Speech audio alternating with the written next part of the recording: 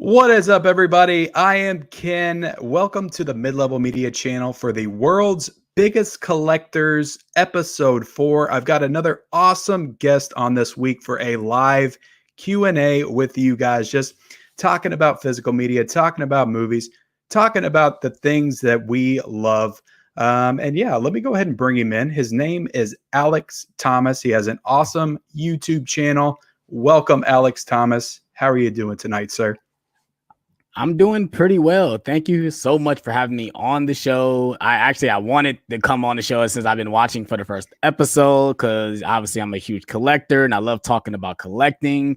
You can find my YouTube channel. Just type in Alex Thomas Blu-rays. That's how you can find my YouTube channel. You can follow me on Instagram if you want, Marty__McFly21. And I'm ready to talk about Blu-rays and collecting and movies and all that type of stuff. Let's get it. Yep, and you got a pretty good channel where you do collection hauls, Blu-ray hunts yourself, just a lot of awesome content on your channel. So everybody go check Alex out. I have all of his links for all of the social media accounts that I was aware of. Your Twitter, your Letterboxd, your YouTube, your Instagram. So definitely go follow him and check him out on all of those different social media platforms. But yeah, guys, as we do here every week, we're just kind of sitting around and chatting casually about movies, about physical media. We're going to chat.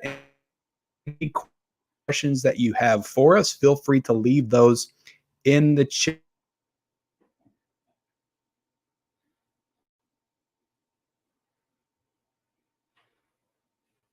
I think you're breaking up, Ken. I can't hear you. I don't know if it's me. Oh, snap. Am I still good? It's still Hello? spinning. Not. Is it me? Am I breaking up? Oh, snap. I'm still here. If I am live, I would definitely appreciate that. It looks like Alex is kind of spinning, but I am not sure if he says, he's laggy. Oh, yeah, I knew it. Can you hear me? Are you back? Are you back? There we go. I kept spinning and you kept spinning. So, okay. I knew you were I'm not sure. out. I was trying to. Yeah, hopefully we get, it is Ken's slow connection, I do believe. Yeah, I think I'm having issues with my connection right now, but hopefully things stabilize within the first few minutes. So, right. Yeah, if everybody can hear us now, we can go ahead and get started with introducing some of the people that's in the chat right now. So we do have Unwrap Them Movies who says, let's go. What is up, man? How are you doing tonight? We got Cryptic Monster here tonight. He says, let's go. I'm a convertible. He's a convertible. That is awesome. You're a convertible. Martinez Joe 74 says, hi, everyone. I'm actually going to have Martinez on next week's episode. So glad that you could be here tonight, sir. And he also just won his battle last Thursday night on 4K Corners channel. So congratulations to Martinez for winning the battle. Stranger Boy says, yo, what's up? What is up, Stranger Boy? Basement Blues is here, says hi. Basement Blues was the first guest I had on this show. Martinez Joe says, hi, Basement. Let's see. We got one question here. The first question in on the show. Let's see. Martinez Joe asked, how many titles in the collection and breakdown of formats numbers if he can. So I think he wants to know how many total titles are in your collection and how many 4Ks, how many Blu-rays, how many DVDs, all that good stuff. Do you think you could break that down? I think I can break it down. Well, in total, if you want to add all the movies together, not counting DVDs, because I do have DVDs. I probably about have like 100 and something DVDs because I got rid of some of them because there was no point in having them because I had them on Blu-ray. So in total, I have 1,281 Blu-rays. Now 4Ks, just 4Ks, I have about 160 something. I have the you guys have an iPhone. If you guys have a huge collection, I highly recommend downloading the My Movies app. Is basically connected to Blu-ray.com. And that's how I keep track of all my movies because there's a many times I done went to a store and rebought something and forgot I had it. I had bought the Shawshank Redemption twice because I forgot I had it. And I love the movie, but I don't think I need to have it twice in my collection. And format, I have A through Z. I separate steelbooks, 4Ks, collections, Criterions. What else? Disney, Marvel, and DC. So I split all those up. I don't put them with the A through Z. So that's how I do my format for my Blu-rays. Awesome, man. Yeah, so I've got I don't know. I need to do a count. I've got like at least 1,500 in my collection. I would say I've got like 100 4Ks as of right now. Regular Blu-rays probably 1,000 and DVDs probably 400 if I could break it down like that. So yeah. Let's see. Basement Blue says you can call me Tony at Martinez Joe 74. Reaction Life 21 is here. Says what's up? What is up, Reaction Life? How are you doing tonight? Up? Basement Blue says hi, Alex and Ken. Side Hustle Cinema is here tonight.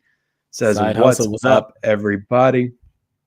Yep, we got all the people in here tonight. Stranger Boy 101 says, what box set do you hope Shout Factory does besides Elm Street? For me, I hope they do the original TMNT trilogy. That would be pretty cool. I never thought about that. Yeah, I never thought about doing Teenage Mutant. Actually, oh yes, most people when you see the 4-pack, it's always TMNT, the animated movie in there. Most likely, it'll probably be in there too if they do the full collection for those. But that's a good question because that's the only one I'm thinking about is Elm Street because they done did all the huge franchise. Obviously, you have to say Texas Chainsaw because that's another big franchise for them. But I would probably like a Saw for them to get Saw. Would you like them to do a Saw collection like that? I think that would be cool if they did the Saw franchise. Yeah, you got tons of franchises they could do. I mean, they could do the Leprechaun franchise since we're just coming off of St. Patrick's Day. But yeah, for sure. Yeah, I think that's why he said besides Elm Street, because every time that question comes up, everybody says Elm Street. So, yeah, I think that TMNT would be cool. I mean, it's not going to be a Scream Factory probably because they do strictly horror, I think. But they could do a Shout Factory. Yeah, Shout Factory release. Danny K Reviews says, "What's up, fam? What is up, Danny K? Happy you could join us tonight." Basement Blues says, "It is Ken." He's laggy. I was talking about the connection at the time. Look, guys, I'm working on it. I had an Ethernet cable. I was telling you before we started the show that I ran down to the basement, and I realized I need an adapter to hook it to my laptop. So, but next time I go live, the internet will be a little bit less laggy. So, Sydney Eubanks says, "What are your top 5 favorite directors?" Great. That is a question. Lot. If you can't think of 5, which you should probably be able to think of 5, but I could say 3. Obviously, number 1, Steven Spielberg. Steven Spielberg is the GOAT, in my opinion. He is the greatest of all time. He's done every single genre. And if you say he did horror too, if you want to count Jaws as a horror film, so he has done almost every single genre. Has he done a Western though? I don't think he's done a Western, so maybe not. I don't think he's done a Western. I feel like if we thought about it for a few minutes, we could probably pull something out that was kind of a Western. Right. So number 1 would be number 1 would be Spielberg. 2 will be Christopher Nolan. 3 would be David Fincher. 4 Wes Craven. 5 and Robert Zemeckis. Bam! I'm glad you said him because I was going to bring him up. I'm glad. I'm also happy that you went horror with Wes Craven too, because sometimes, like when I'm thinking about my favorite movies and directors and stuff like that, I like think of them in like different categories. So I don't even know if I would have been able to pull Wes Craven out. So Steven Spielberg, I agree. Yeah, Steven Spielberg, I agree, is the best director. It just you can't touch him just in terms of like pure filmography. I mean, the only one that could come close is Alfred Hitchcock, which I would put in one of my favorite directors as well. So Spielberg, Hitchcock, Zemeckis. I'll throw John Carpenter in there too. He's got a lot of really iconic films that I love. And another one, I'll go with someone more recent, Denis Villeneuve. I love him. I don't think he's missed or had a bad film yet. Yeah, I was gonna say him, but I have to think about how many films he's made so far. How many films has he made so far? He's made 4. He's made like 8, but only the last 6 have been notable. There's, if you want to count Incendies, which is one of his early films he did in 2010, and then he did Prisoners, Enemy, Sicario, Arrival, Blade Runner 2049, and so that's 6, and then he's got Dune coming. So he's definitely in the top 10 for sure. Because those 3 titles you said, those 3 you did Prisoners. Didn't he do Sicario as well? Sicario, yes, they're all amazing. They're all just such good movies. Sicarios, yes, they are. Oh my Lord! I've said this before, and I don't know if I'll get myself in trouble with you because you actually named him on your list. But I think he's a better director than Christopher Nolan, and he doesn't get half the credit that he does. But that's just my opinion. I'm not good. I wouldn't get upset. Like I said, it's all personal opinion, man. In my opinion, when it comes to who's your favorite, it's all about taste and your own opinion. I don't get very upset when people say they like something and they don't like something. Yeah. I just messing around a little bit. I didn't think that you would be that way. 4K Corner is here. The commissioner of the movie collection battle is here in the house tonight. I am honored to have him here. He says, "What is up to everyone on the panel and in the chat? Good to have you here." What's 4K going on, 4K Corner? Bill Tyrell says it's my Dollar Tree internet. It just might be, Bill. I need to go buy the Dollar Tree. I need to pay my bill. I have to go up there tomorrow and pay it for the month. It's only $1. So highly recommend. What internet do you have at the moment? Spectrum. Spectrum. Okay, I got AT&T. So mine's not that much better for real. AT&T is not that good either. Yeah, and the modem I bought last year was a pretty good one. It was pretty pricey because my house got hit with with lightning last year, so it knocked out everything, like my modem and a whole bunch of crap. So I got it covered with insurance. So I bought like one of the best modems out there with that money. So Kay says Alex is a little laggy. I can hear y'all. Well, I'm glad you can hear us, guys. If we're still laggy, if you can't hear us, feel free to let us know, and we'll try to work on it. Marie Cordillo says Joe is excited to be on. Thanks. Well, I am excited to have him on, Marie. Definitely. Stranger Boy says favorite Friday the 13th movie. Mine is Friday 4, the final chapter. So I see right behind you, you've got that Friday the 13th Scream Factory box set. What is your favorite movie in that box set? My favorite is always a toss-up between part. And don't be afraid to say Jason Takes Manhattan. I know it's unpopular, but I have fun with that movie, even though I laugh at it. That's a movie you watch when you're a little wasted. Those last couple films, especially 8, I like it. Jason Goes to Hell and Jason X. You watch those movies just a little tipsy or a little high, you might enjoy it more. But Jason Takes Manhattan got some over the top stuff, like when I forgot what the main. I love the boxer kill. That's a great kill, but like some of that stuff on that movie is just like when the girl is seeing young Jason throughout the whole movie. That's so like out of left field. Yeah. But my favorite is a toss up between part 4 and 6. I love that 6 had that meta feel to it. It's kind of like how Scream was. But part 4, I just like the story of part 4. Part 4 probably has the best story out of all of them, in my opinion. Just like the way, and you brought Tom Savini back for the kills and the special effects. Part 4 is pretty good for sure.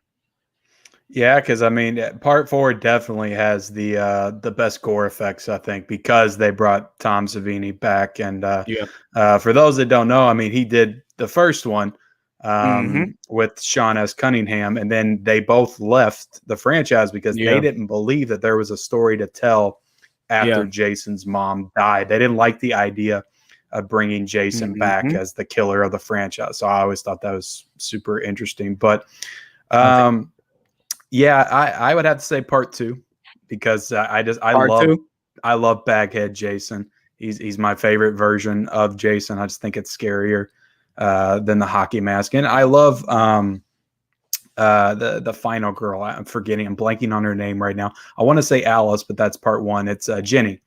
Jenny's the final girl in part 2. I love the whole sequence with her in the cabin and the sweater and all that stuff. So, and then after that, I'm going to give you a controversial take. It's Jason Goes to Hell. I've just always loved that one. I loved like the body hopping aspects of it. So I've seen that one. I've seen that one a little later. Like I've seen the other movies, but then when I was hearing that Jason wasn't barely in the film, I didn't want to watch it. I'm like, so how is this movie called Jason Goes to Hell and Jason's not in it? When I was really young. I got a soft spot for it. I'm glad that the Scream Factory collection comes with the unrated version. I think that's one of the main reasons to buy it, because you can't really get the unrated version unless you have it on DVD, because even the 10 doesn't come with the unrated version for Jason Goes to Hell. Yeah, definitely. And I just love how many kills are in it. I think the body count's the highest out of all the Jason movies in that one, because I thought it was going to be the last one. It's higher than part 5? Part 5 got a lot of kills, but a lot of those kills off screen. When I was a kid, I remember I used to count the body count in all of them and, as I went. So it's like, I think that one had 25 in it, if I remember correctly. But it's, it's not Jason throughout. But I just remember that tent kill scene where he jabs the snake in there and splits the girl in half. Amazing kill. But like I said, you got to watch the unrated version because you really get the effect of that kill. You have to watch the unrated version. You know what's funny is I've always loved the movie, but I don't think I've watched it since VHS. I don't think I've watched it. So you haven't watched? You haven't watched your disc yet? I haven't got to watch my Scream Factory disc yet. I haven't got to. I've got 5 left to watch. Did you order the replacement disc? I did not. So I probably need to get on that. Yeah, because the unrated version, the one you probably still have, it's missing the scene where the guy get his arm snapped back. That's the scene that's cut out from. Oh, that's a good movie. That's what. Yeah, that kill is basically the rated version. It's not the unrated version. So I would just watch it just for that scene to see if your disc is messed up. I end up pre-ordering it. I end up just getting them anyway. And when I did it, I watched it, and the most of the stuff that was problem with that set had problems, like the audio missing in Jason X. You don't hear the girl screaming in the sleeping bags when they're being smashed against each other. You don't hear that. And then I don't know about the 3D for Jason for Friday 13 Part 3. People saying the 3D wasn't working for the credits, but I don't have a 3D TV, so I can't even tell it. Yeah, I can't even tell because I don't have a 3D TV. So you probably would care about. But if you order them, you get all 3 anyway. You get all 3 discs anyway. Yeah, because I need to get on that and order it. But I never owned the DVD copy of that movie, and I've seen it on TV since, but that's like a neutered version of the movie. Yeah. But I always loved the scene in that movie too. I love the Creighton Duke character. And I love the scene where they were in the prison and he was like breaking his fingers to like get information. Yeah. I just always thought that was really fun scene. The main guy in there is a badass.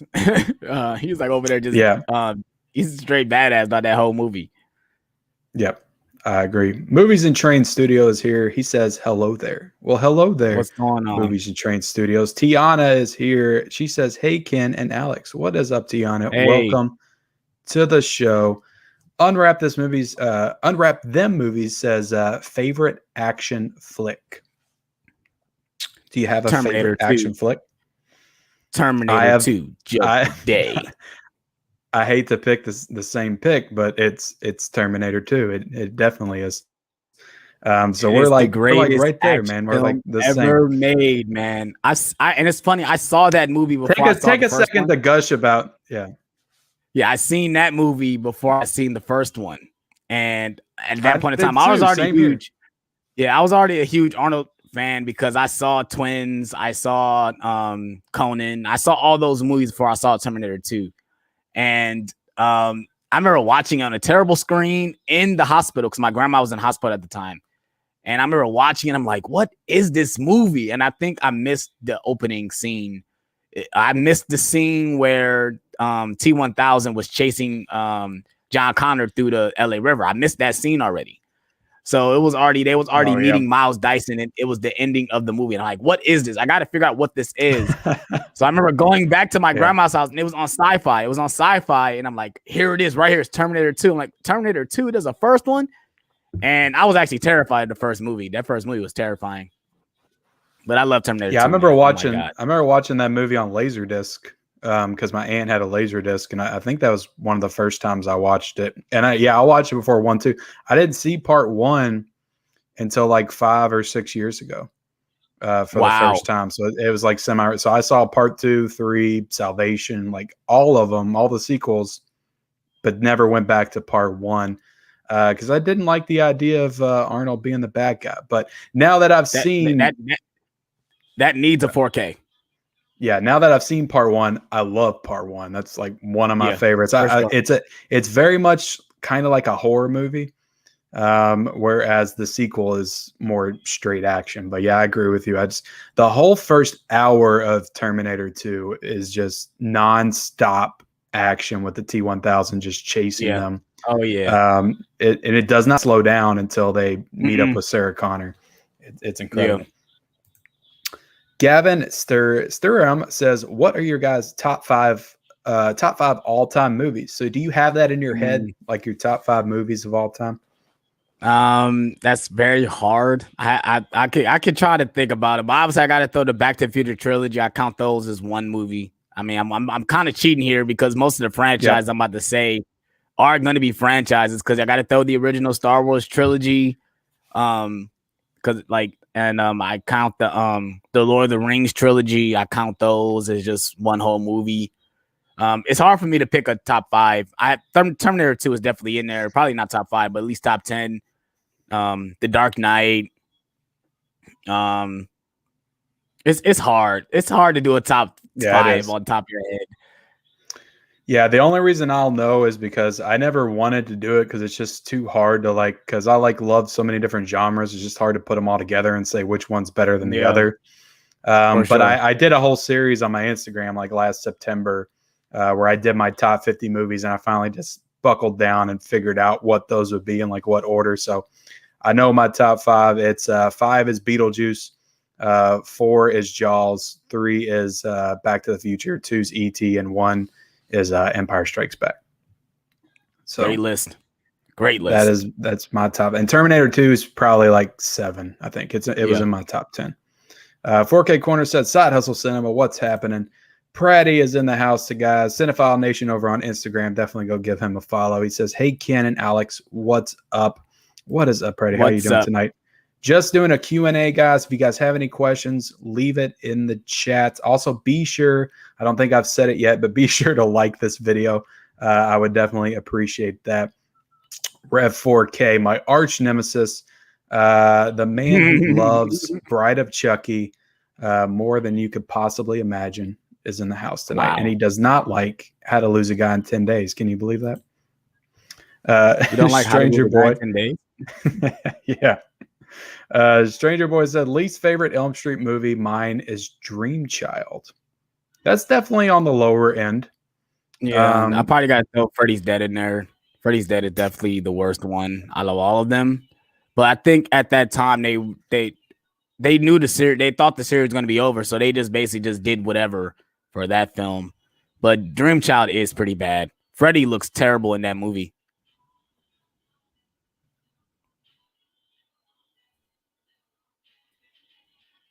Hello?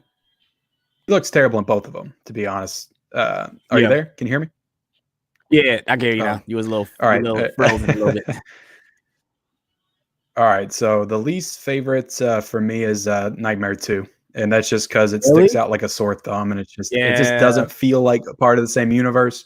And I don't know, I don't like it. Yeah. Outside of the bus scene in the beginning, which I think is fantastic. I love that whole bus sequence at the beginning. I don't like any of the characters. I don't like Robert Englund's portrayal of Freddy in that one. Even though Dream Child and Freddy's Dead aren't good movies, I still enjoy his performance as the character in those. But I love Super Freddy. Super Freddy's awesome. How do you not like Super Freddy? You know, so on HBO Max, they don't have Dream Warriors on there. They have almost every single other one, but they don't have Dream Warriors on HBO Max. I want to know why. I was very upset because I was binge watching. Yeah, I was watching 1 and 2, and I'm like, I want to watch 3. I was searching it, and it was not there. I'm like, oh my Lord. Red 4K says, "How to Lose a Guy in 10 Days" or E.T.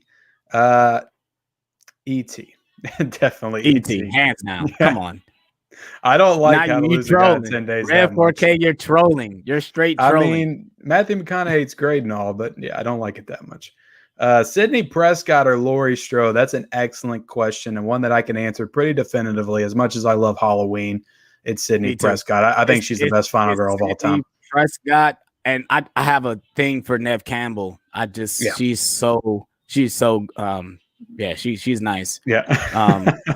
She is, man. Even now, like even watching, I remember watching Scream 4. I'm like, man, she still looks good to this day. And you got to think she kicked whoever Ghostface was in whatever film, but she kicked Ghostface ass not in 1 movie, 2, 3, but 4 different films. So she has to be the ultimate final girl just based off of that. Like all Jamie Lee Curtis did was like cower in a closet in the first one. She hobbled around in the hospital in the second one and only really started to kick ass in Halloween 2018. I mean, she did an H2O too, you know, she chopped his head off or whatever. Well, but technically that movie isn't canon. It's not canon, so it doesn't count. Sidney Prescott all day. And I would go Heather Langenkamp or Nancy from Elm Street after Sidney too. I don't even know if Laurie would be in my top 3, to be honest. Yeah, for just kind of crazy to think. Yeah, because after that, I'd probably go the girl from You're Next because I think she's awesome in that movie. Movies and Train Studio says thoughts on Shocker. It's finger licking good. I haven't seen Shocker yet. It's on my list to watch. I haven't either. I have not seen that film either. Do they even have a Blu-ray release for that movie? Yes, they do. They have a Scream. I'm about ready to show it to you. It's right here. A Scream Factory release? Yep. Okay, it's probably out of print then. It's probably out of print. I just got it last year when I might have just got it last month for the Valentine's Day sale. I can't remember which sale I got it in, but yeah, I've been meaning to watch that one soon. I've heard both good and bad things about that one. Mm-hmm. Top 3 psychological thrillers of all time. Fincher's Zodiac for me. Yeah, it's pretty much like all the Fincher films, right? Yeah, because Gone Girl is a great psychological thriller.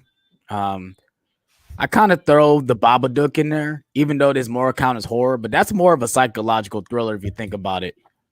I agree, because it's basically you're dealing with grief. That's the Babadook is grief and living. How do you feel grief. about that movie? Do you like that movie? I love it. I remember the first time I saw it. It creeped the hell out of me. By the way the Babadook sounds, but yeah, I like it too. I always recommend people when they want to see like a movie that's kind of like The Conjuring and like in that type of atmosphere, watch The Babadook. It's really good. I would credit that movie and I would credit It Follows as like the 2 movies that came out that really started pushing this kind of art house horror like into the forefront of the genre. Back in 2014. And you had The Conjuring that kind of did the more commercialized version of it, and then you had those movies that were kind of pushing more of the art house style. So I don't know. I would go 7, definitely in there. Yeah, for sure. Sure. Gone Girl is great. I'm trying to think of The Game. I love The Game with Michael Douglas. I know I'm just going off Fincher's filmography, but it's really hard to. But he got a lot of good psychological thrillers. He really does. He really tackles that genre very well. I'll throw The Gift in there. The movie that came out in 2015 with Jason Bateman, because I think that's a really great psychological thriller too. All right, let's see. Lost myself real quick. Movie and Train Studio says, I just watched From Dusk Till Dawn. Amazing film. That was probably the best vampire film. I agree. That's my favorite vampire film. How do you feel about that movie? I like it. I still need to buy it on Blu-ray. If it has a Blu-ray release, do it as a Blu-ray release?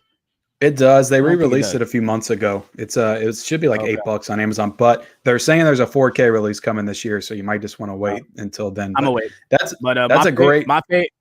My favorite vampire movie is 30 Days of Night. That's a good one too. One I haven't seen in a while either. Yeah, that's a good one. Preddy says Villeneuve would make it to my top 5 if Dune lives up to the hype. I'm 95% sure it will be brilliant, and I agree, Ken. Villeneuve is better than Nolan. Definitely. And that's no slight against Nolan. I love Nolan's movies and stuff. I think he sometimes gets a little bit overhyped. We did have a super chat in here, guys, that I want to call out. Tiana is here. She says, what movies did you guys pick up today?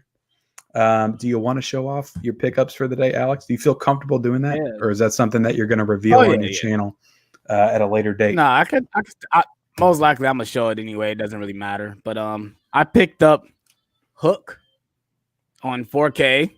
Awesome. Yeah, I grabbed that last year. I still haven't watched it. I'm upset it didn't come with a slipcover, but that's Amazon for you. So if you guys want to get slipcovers, don't buy anything on Amazon because most likely you would not get a slipcover. Then next I picked up the Back to the Future Steelbook collection from Target, surprisingly. Bam. Beautiful. And I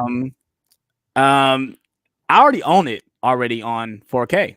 I bought the Amazon exclusive with the hoverboard, the one that came with the hoverboard. It's funny because Target had the same one. They had the same one with the hoverboard, but it was just Blu-ray, not 4K.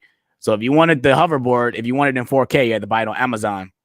Yeah. So I technically have it twice on 4K, and I have it on Blu-ray because I have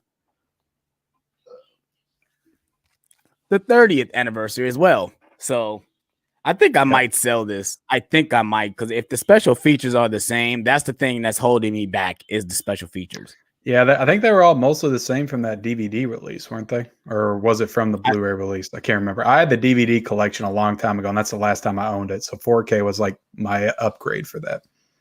Oh, you had it on DVD? You didn't buy the 30th anniversary? Nope. I own the DVD collection, and I didn't buy it again until the 4K came out. Wow. Yeah, I've probably rebought every single edition. I had the 25th anniversary.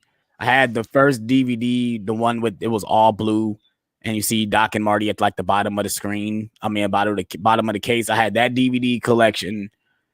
Then I upgraded that to the 25th. Then I bought the Blu-ray, and now I have it on 4K. I love Back to the Future. If you guys don't know, my name is Marty. My name is Marty McFly on Instagram for a reason. Is that your favorite movie of all time? It probably is. That'll probably be my number one. It was like it's one of the first movies that got me into movies. I still remember the first time I saw it. I was like 7 or 6 years old when I first saw that movie, and it kind of blew me away. I was already a fan of Michael J. Fox because I would watch Family Ties with my mom, and then she told me he was in this movie called Back to the Future. I'm like, oh, what is that? And then I watched it, and I loved it. Yeah. Great movie. Classic. But as far as me, I picked up the 10 Commandments 4K. Finally found it in stores. And like you said, it had a little bit of like damage up here, but I went ahead and bought it anyway because if I ordered it off of Amazon, I might not have got the slipcovers. So I also found this in the Walmart bin. Major Pain. I don't know if you've seen this film before, but I loved this movie as a kid. Oh, wow. So I scooped that up quick. And then I got $5. It was $7, I think, but I honestly would have paid like $20 for that. 1917 Steelbook on 4K, and I got this Barb and Star Go to Vista de la Mar, which is actually pretty fun. I enjoyed that one. Watched it tonight. You only bought it for the lenticular cover, Ken. Don't play it. Look, man, sometimes when there's no new releases, it's just something inside you. You got to get those new releases. I don't know. I just had to. So yeah, I bought Barb and Star, and it was okay. Kay says Laurie Strode or Ripley Alien. Ripley. Yeah, that one's easy. For sure. Jigsaw or Pinhead. Pinhead. I would go Pinhead.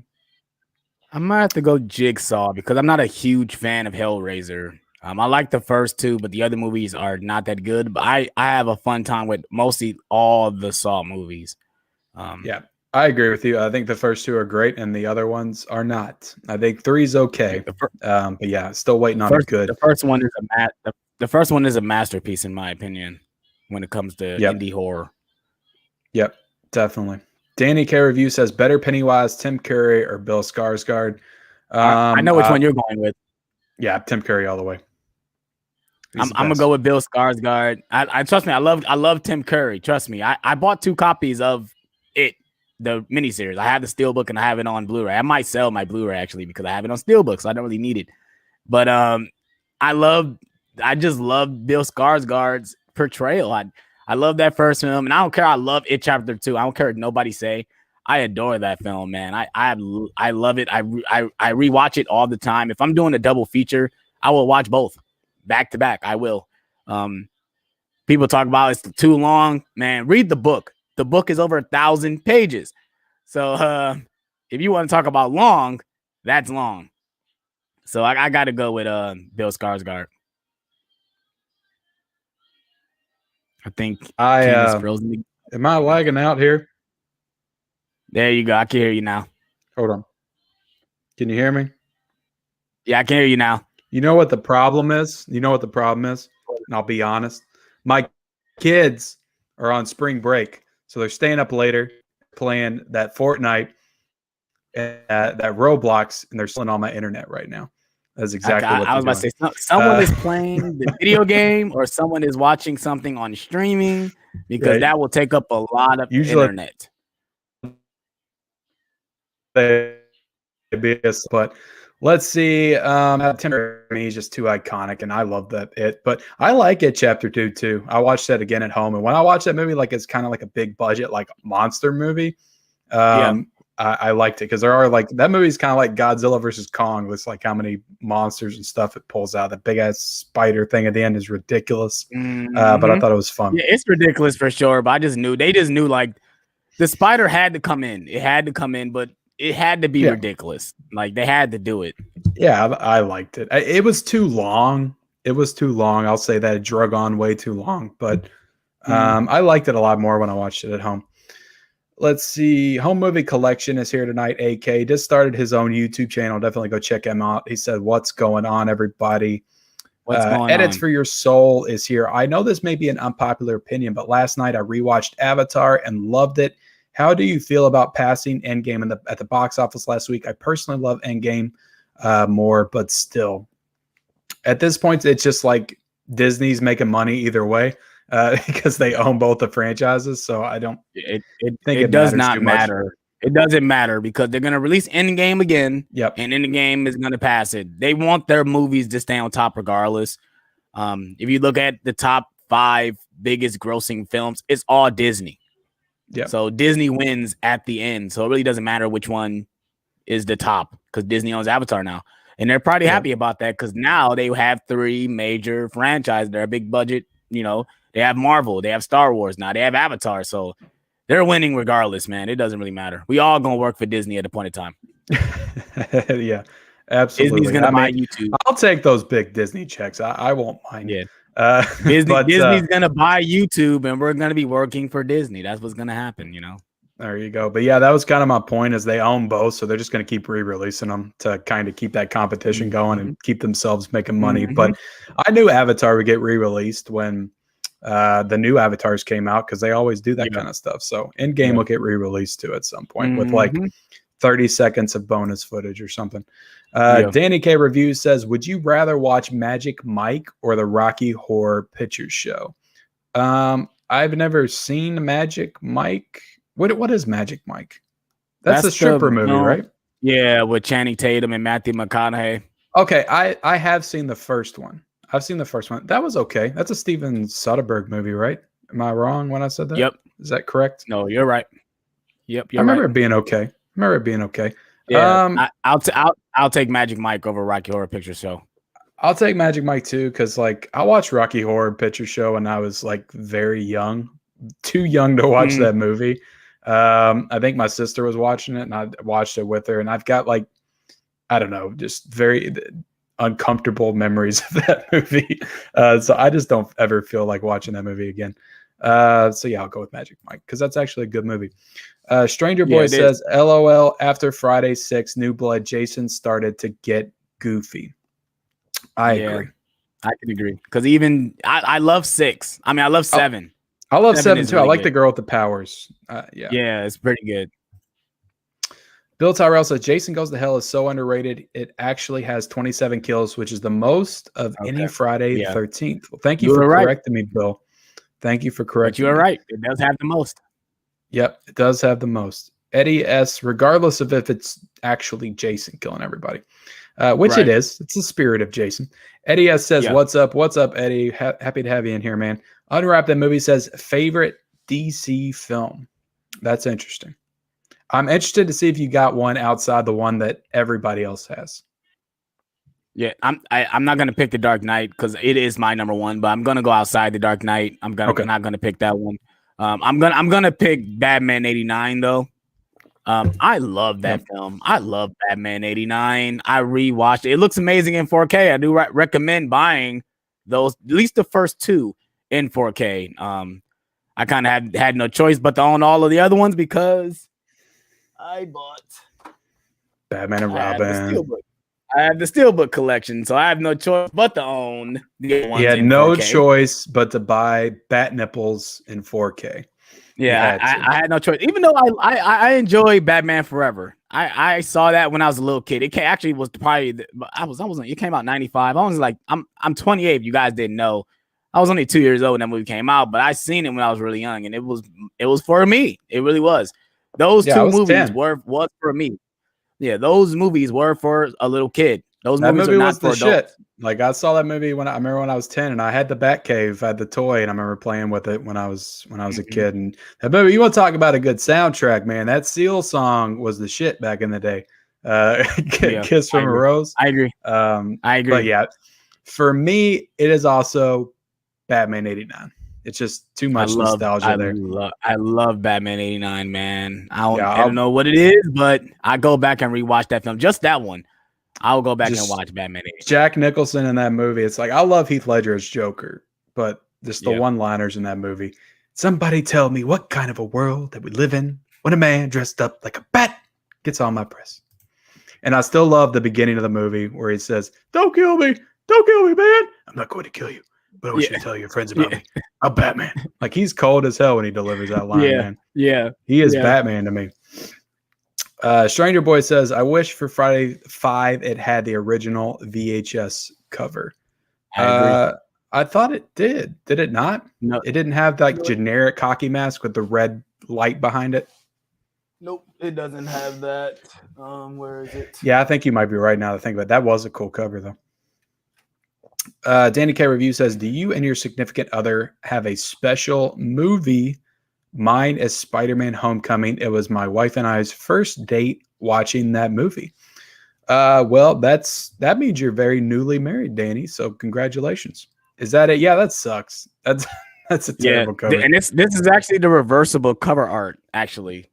Yeah. The inside artwork, it has this. I won't take this out, but I will. This is the inside. You guys can see that. That's the poster that they give us. And I've never seen this cover art before. And actually the hockey mask, I don't know if you guys can see that on the slip, but it's on the slip. Yep. There you go. So they put the actual cover on the spine. That was nice of them. Right. But what was the question? Do you and your significant other have a special movie? Mine's La La Land. My wife and I saw that on New Year's Eve 2016, and we both loved it, and I still love that movie. So I'm not ashamed to admit it. I don't think we have a specific movie, but I remember the first movie I seen with my significant other, and that was the first movie we watched together was Total Recall with Arnold Schwarzenegger. I've seen it already, but I randomly picked it and watched it for the first thing we watched, and we sat there. That's a good one. Loving every single moment of it. That's a good one. Did you all rewatch it when the 4K came out? Yes, I did, and I loved the way the 4K looked. I wish I would have got the Steelbook, but I think it was gone by the time I bought the 4K. You want to know what the first movie me and my wife saw in theaters was? What was this that? This will kind of date me as to how old I am, but we saw Matrix Revolutions, the third Matrix movie in theaters. Nice. And it sucked. So that was a great first date movie. Oh my Lord. Let's see. Kay says Will or Denzel. He wants us to choose between his partner in crime or Denzel Washington. It's a tough one. I gotta go with Denzel. Clearly, Will Smith is the more entertaining, but he doesn't do the same roles as Denzel. Denzel has really does have more range than Will Smith. Will Smith is basically, he could do more action, obviously, even though Denzel can be entertaining as hell too. Yeah, but I mean, he doesn't have the charisma that Will Smith has. So that's the thing that Will has. He has that charisma. So I agree. There's nothing like 1996, 97 Will Smith when he was doing freaking Independence Day, Men in Black, Bad Boys. Just that whole run, like when I was like 12 or 13, was just freaking amazing. People don't talk about this film, but Enemy of the State. I love that one too. That's Will Smith film with Gene Hackman. That's a really good film. That's my favorite. Cast in that movie is so random. Yeah, it's my favorite Tony Scott movie, and that's why I think he's a super underrated director, and he's better than his brother Ridley Scott. That's my hot take for the night. I said it before, but I agree. Yeah, there's not a lot of Ridley Scott movies I love outside of Alien. And Gladiator. Yep. Let's see. Uncommon opinion, but I tried to watch the original Poltergeist and I couldn't finish it. I thought it was doo-doo. LOL. Original Poltergeist is great. What are you thinking, man? Yeah. Are you sure you watched the original, not the 2015? Yeah, because that first one is amazing. That movie scared the crap out of me too. It feels just like a Spielberg film. Like it feels very Spielberg. He definitely directed that film. I don't care. He directed it. You think he did? Are you of that opinion? I think it feels I'm definitely of that opinion. He definitely has a Spielberg film. Because didn't he do something that same year? He did something that same year, and he didn't want to have E.T. He did E.T. Yeah, he did. Yeah, okay. I knew he did something the same year, and he didn't want to have both names on him. Like, okay, I'll give Tobe Hooper. You can go ahead and put your name on it. Go ahead and put he was making the masterpiece E.T. and he let Tobe Hooper have his Poltergeist, which is also great. They're both great. 1982 in general is just a great year for film. The Thing came out that year too. I would go back in time and go to that year just to see those movies in theaters if I could. Yeah, you got the original Blade Runner, which I don't love, but it was still a very notable movie. Tons of great movies in 1982. Danny K Review says better villain, Kylo Ren or Scar from The Lion King. They both killed family members. I would say Scar because he was more pure evil, whereas Kylo got redeemed by the end of Rise of Skywalker. Yeah, I might have to go with Scar as well because he basically stayed a bad guy the whole time. Because even Kylo Ren was very he was mixed throughout the entire movie of Force Awakens. So, yep, definitely agree. Stranger Boy said the Friday 5 VHS cover has a hockey mask with red glowing eyes and a black background. Yes. PR Puerto Rico is here. Alex, what's up? What's going on, Puerto Rico? 4K Corner, Basement Blues. Good to see you guys here. Fun community we got going on here. I agree, man. Definitely awesome community. I love it.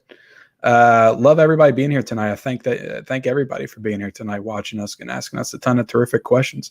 Myron Thomas is here. He says, twin. That's my twin brother. Oh, is it? You got a twin brother? That's awesome. Yeah, I have an identical twin. Yes, I do. Awesome. Unwrap That Movie says Margot Robbie or Scarlett Johansson. That's easy for me. Are we talking about looks or are we talking about acting? Because obviously acting is Margot Robbie, but I got to go looks. I got to go start Scarlett Johansson. But even if we're talking about both, I'm going Margot Robbie. I'm not a big Scarlett Johansson fan. They both look fantastic. They are to me. They're both pretty good actors, but Margot Robbie definitely is better for sure. Margot Robbie was robbed a couple of years ago. I think that she should already have a Best Actress award under her belt for I, Tonya. I think she was incredible in that movie. I was just about to say I, Tonya. She should have won for that for sure. I love Frances McDormand in 3 Billboards, but it's just a very over-the-top kind of showy role, and I think that's why she won. I just think there's more layers to what Margot Robbie did in I, Tonya. Danny K says, favorite Samuel L. Jackson performance, I say The Hateful Eight. He's great in that movie. I don't know if that's my favorite. It's probably going to go to Pulp Fiction for me, but he is great in that movie. I might have to go with it's an older film. It's an older film. The Long Kiss Goodnight. He's really good in that movie. Yeah, I think he does better as the side character. He's a very good character actor. He was good in Die Hard with a Vengeance. I love his older stuff. I like those roles. And Pulp Fiction, I'll probably have to put that up there as definitely in top 3 for sure. Yeah, it's great, but I agree. Like Hateful Eight, he's really good in that movie. I haven't seen Hateful Eight. I think it's still in the plastic. You gotta watch it. I think you would love it if you watch it. I know. Yeah, definitely check that one out. Basement Blue says, glad to see you here. Home Movie Collection 8K. Let's see. Unwrap Them Movies, looks or movies. Stranger Boy said, did you hear that Alex Vincent is officially going to be in the Chucky TV series? I thought he was announced for that anyway, but that's pretty cool. That's cool to hear. Glad he's going to be a part of it. Danny K Review says, favorite Kevin Smith movie? I say Dogma. Well, for me, it's definitely Clerks. I watched that movie a very unhealthy amount when I was a kid, and then I would say Mallrats after that. I was just about to say Mallrats is Mallrats for me. I need to get the Arrow version. They want so much for that Blu-ray, man. I love Arrow's cover. I love their covers, but they be so pricey, man. That's why I don't go for those Screen Factories and Arrow Blu-rays, because they be so expensive, man. Like, they do have a sale going on right now. I think it's still going on, where I think it might be like $17 right now on the Arrow website if you're thinking about getting it. But I want a Clerks Criterion edition. I don't understand why we don't have that. We should have some kind of a special Clerks edition. You don't think Arrow will release those since they got Mallrats? They might. I'm not sure like how the rights are working out there. I think Chasing Amy's really good too. His first 5 movies are all really good. Jay and Silent Bob Strike Back is just stupid fun. I think Red State's a really underrated Kevin Smith movie too. That was a really good kind of thriller. Unwrap the Movie says, what film started your whole movie collection? I don't know. Excellent question. You talking about like VHS? I couldn't even tell you that. I couldn't even answer that question, because we want to talk about because I first started collecting DVDs and then I transferred over to Blu-rays. But the first movie, that's a very hard question to ask. I'm sorry. That's a very hard question. I would say that Hellraiser was one of my first DVDs. I remember buying this when I was like 16 at a Suncoast Video. Wow. So that had to have been like one of my first DVDs. As far as Blu-rays, I can remember my first Blu-rays. It was Cloverfield, Terminator Salvation, and X-Men Origins Wolverine. Those were like my first. And Tropic Thunder. All 4 of those I remember being my first Blu-rays back in like 2009, 2008, I think, or 2010. Yeah, it was Django Unchained for me. Django Unchained was the first Blu-ray I ever bought. That's a good first Blu-ray to have. Is that like a Walmart exclusive? Yeah, I don't think it was this. I think it just come with bonus, like it's an exclusive bonus disc that you get inside of it. It's like a making of documentary. That's cool. Disc or something like that. I don't know if you guys can see that. Yep, I can see it. Home Movie Collection said Margot Robbie and Wolf of Wall Street. I wonder how that looks upscaled in 8K. That needs a 4K. That does not have a 4K. Yeah, it definitely needs a 4K. I mean, Scorsese has plenty of his movies in 4K, right? Casino, Goodfellas. Yeah, he's going back to his older catalog. I need the 4K Taxi Driver. Yeah, I need that. Yeah, because I bought the steelbook for that at FYE, and I'm upset that I bought it because I got a feeling they're going to release that in 4K soon. I know our anniversary is probably coming up for it soon. Yeah, it's the what is it? 45th anniversary this year. 45th. Kay says, "What movie do you wish they made a sequel for?" That's a good question because, to be honest, like they make sequels for almost everything. Yeah. I'll go back to the Kevin Smith route, and I'll say I want a Mallrats too. I would love a Mallrats too. I know they've been talking about it for a long time, and they were going to make it like a TV series, and then they kind of abandoned that. But I would like a Mallrats too. For me, it would probably be I'm gonna go. And he doesn't really do sequels, but I'm gonna have to go with Inception. I would love a sequel to Inception, but Christopher Nolan doesn't do sequels unless it's Batman, so we're not gonna get that anyway. Yep, I agree. Danny K. Screw Mary Kill, Mary Elizabeth Winstead, Emilia Clarke, and Emma Stone. This guy's trying to get me in trouble here on this show here today. You got an answer for that? If not, I probably I don't care. This is all hypothetical, obviously, so I'm not caring about getting in trouble or not anyway. I'll probably this is hard because they're all good looking and they're all beautiful women. So I would screw all of them, marry all of them. I don't think I'll kill any of them.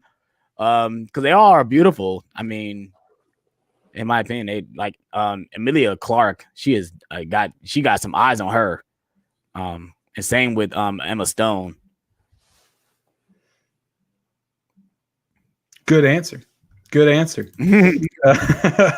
the movie says, I say ScarJo because Don John and I am too. I've never seen Don John. Is that a good movie? It's okay. It's okay. Joseph Gordon-Levitt did a good job for his first directing debut. But Scarlett Johansson, she looks fantastic in that movie. She gives a great Brooklyn accent as well. She looks amazing in that movie, man. Oh man. Ooh-wee. Whole Movie Collection AK says, could we have a triple threat with Charlize Theron too? That would be a fatal four-way, wouldn't it? Right. Danny K Review says, picked up Dogma special edition on DVD. Worth it. That movie is hard to get. Yeah, I used to have the special edition that like the Bible looking set on DVD. I used to have that, and I sold all my DVDs back in 2016. It's worth it. I wish I hadn't. You can't even find it on Blu-ray. I also had a special like Clerks edition. It was like the 10th anniversary, so I think I got it in 2004. That was really cool. Stranger Boy 101 says, I've always had fun with Freddy's Dead. Definitely. It was a fun movie. Yeah. Myron Thomas is laughing. Movies and Train Studio says, blow this popsicle stand. The Media Maniac says, what's up, guys? How's it going? How's it going to you, man? Glad you could be here tonight. Let's see. Stranger Boy 101 says, I love Elm Street 2 because it's weird as heck. It's definitely weird as heck. Aaron Johnson definitely a lot of gay innuendos in that movie. If you watch I want to see that documentary earlier. Yeah, I have both of them on Blu-ray, the Never Sleep Again documentary, and I have the Crystal Lake Memories on Blu-ray as well. Those are I rewatch those documentaries all the time because they're just so rewatchable in my opinion. I love documentaries though, but I think they go in depth on it in the Heart of Darkness Part 2 documentary. I think I'm saying In Search of Darkness. Did you ever watch the first documentary of that where it covers like 80s horror, like chronologically throughout all the years? I still need to watch that. That's one I still. But I don't think there's no Blu-ray release or DVD release for, is it? I think so. I think they're like special edition pre-orders. I don't know if they're on Amazon or not. I think you have to go through the website to do it. But that first one was great. It's 4 hours long and it takes you through every single year of the 80s chronologically. And it just has an awesome panel of people talking about all these horror movies like in depth. And it's real awesome. It pointed out a bunch of horror movies to me that I need to watch. I've never seen. Yeah. Let's see. Aaron Johnson said, Alex and Ken, do you think Warner should release If Looks Could Kill on Blu-ray and digital individually and as part of a collection? I've never seen If Looks Could Kill.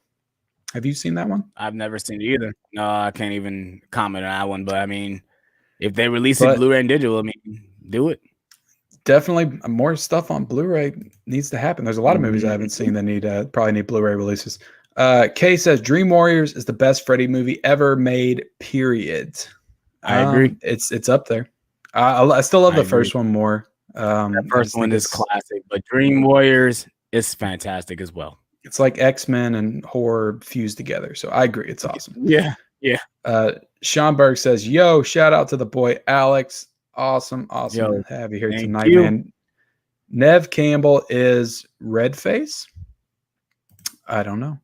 Danny K Review says, does The Exorcist get funnier every time you watch it? Yeah, I've seen that movie 167,000 times, and it does keep getting funnier every single time I see it.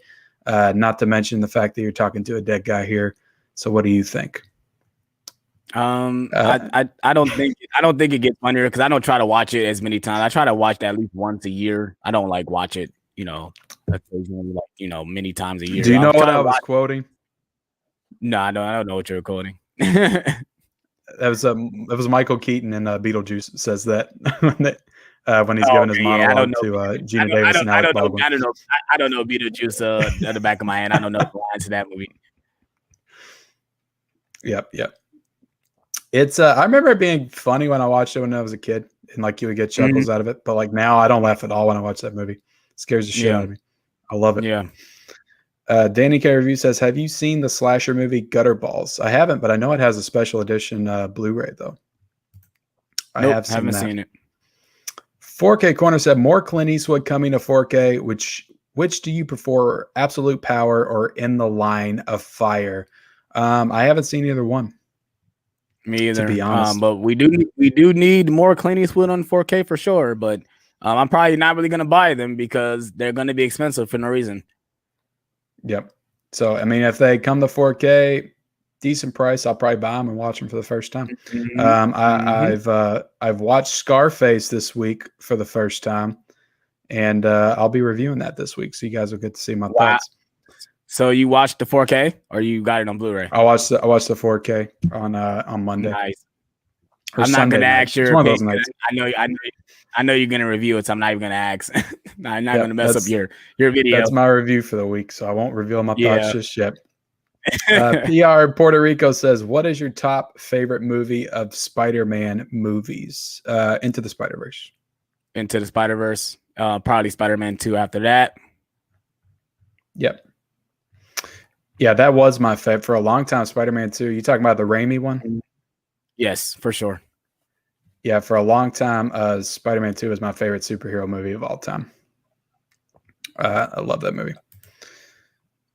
Let's see. Vinny Conrad is here. Your top 5 Pixar movies. Could you list that off the top of your head?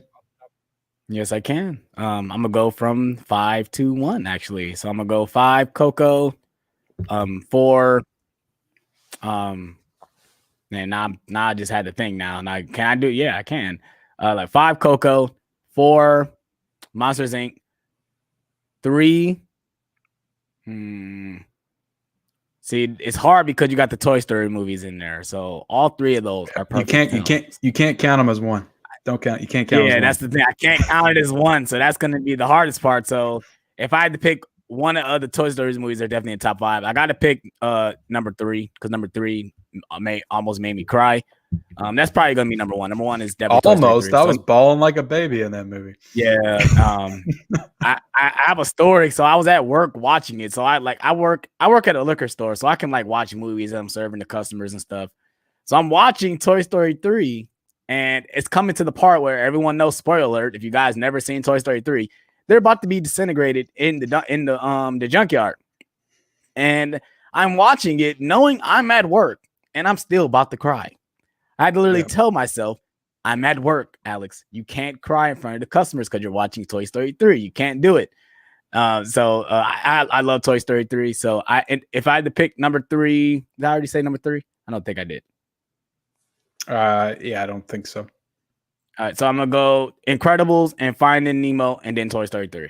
That's what I'm gonna do. Yep, I'll go 5 Inside Out, 4 Incredibles, really 3's Finding Nemo, 2 Toy Story 3, and then 1 is Toy Story.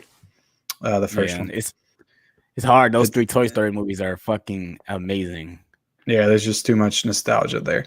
Danny K says, everyone like the video. Yes, please like the video. If you guys are in here, if you're enjoying what you're seeing, like the video. Stranger Boy says, every time AMC or Sci-Fi does an Elm Street marathon, they always skip Dream Warriors for some reason. There must be some kind of rights issue there. Gotta be right. Yeah, it's definitely. I'm not aware of. I thought that New Line Cinema did all of them, like up until New Line Cinema owns Freddy. They own Freddy. That's why they. So I don't know what remake. But even when I was a kid, that's the one I missed. I didn't see Dream Warriors till a little bit later. I seen the other one, and that was the one I never saw. Until a little bit later, until I bought them on DVD. That's when I really first watched Dream Warriors. It's a great movie. I watched the VHS countless times. That and the first one. I never owned part 2 on VHS though. Unwrap the Movie says, what do you think of Puppet Master franchise? Are you familiar enough with the Puppet Master franchise to comment on that? Nope, I'm not a fan of them. I don't even own them in my collection. Of the ones I've seen, I think that the first one sucks, and I think they get better with each installment after that. But I've only seen up until part 5, and it's honestly been since I was a kid. But I watched the first one recently, and it sucked really bad. Joe Wegner's here. I'm not sure if they do or not. The one I got right now, I've got 9 movies on a DVD set. Is how I own those movies right now. I don't know why I thought they released a collection or something. Yeah, I'm not sure, but that would be a good collect. I think somebody has released a collection though, because I feel like I've seen that, like Tula's, or however you pronounce the guy's name, but like the magician guy that created them all. But there's like a box that he like opens up, and like all the puppets are in it, and they like did some kind of a collection with that. I'm picturing that in my head, but I can't think of who did it. Joe Wagner said, didn't pick anything up, but the Arrow Vengeance trilogy came in the mail today. Awesome. Glad you were able to pick that up. If Shout Factory does Elm Street box set, do you think it will come with the Freddy's Nightmare show? No. Probably not. No, because the Friday 13 didn't come with the series. Yeah, I would say, yeah. They might throw in a couple episodes here and there, but that show, if I remember correctly, it didn't even have Freddy in it. Yeah, and it had like, I think he was only in the opening of those shows. Yeah, he was in the opening show, and it was just like the Friday the 13th show. It was about them like finding different artifacts and stuff. Mm-hmm. Yeah, it was all the random stuff that Sci-Fi used to do back in the day. But we got a super chat from Rev4K, $3. Thank you, man. I definitely appreciate that. He says, for that dual pack from Big Lots. How do you know I bought that, Rev4K? So today I filmed my Big Lots hunting video that I'm going to drop over the weekend. And I found a copy of How to Lose a Guy in 10 Days and No Strings Attached in a double pack. And I sent it to him because he loves that movie. Oh, wow. Not really, but yeah, I don't know. You don't know if I bought that yet. You got to watch the video to find out. But thank you for the super chat, sir. Martinez Joe 74 said, are you into foreign films? If so, what film got you into it? I would say, I mean, not exclusively. Like, I don't watch a lot of them. I'm trying to think of the first foreign film I ever watched. Parasite definitely changed the game for how I watch. Foreign films. I was just about to throw that in there, but that movie was just so well crafted that it if you watch it, you don't even think of it being a foreign film, regardless of being in subtitles. But when I watched it, I didn't think about it being a foreign film. I thought it was so engaged. Yeah.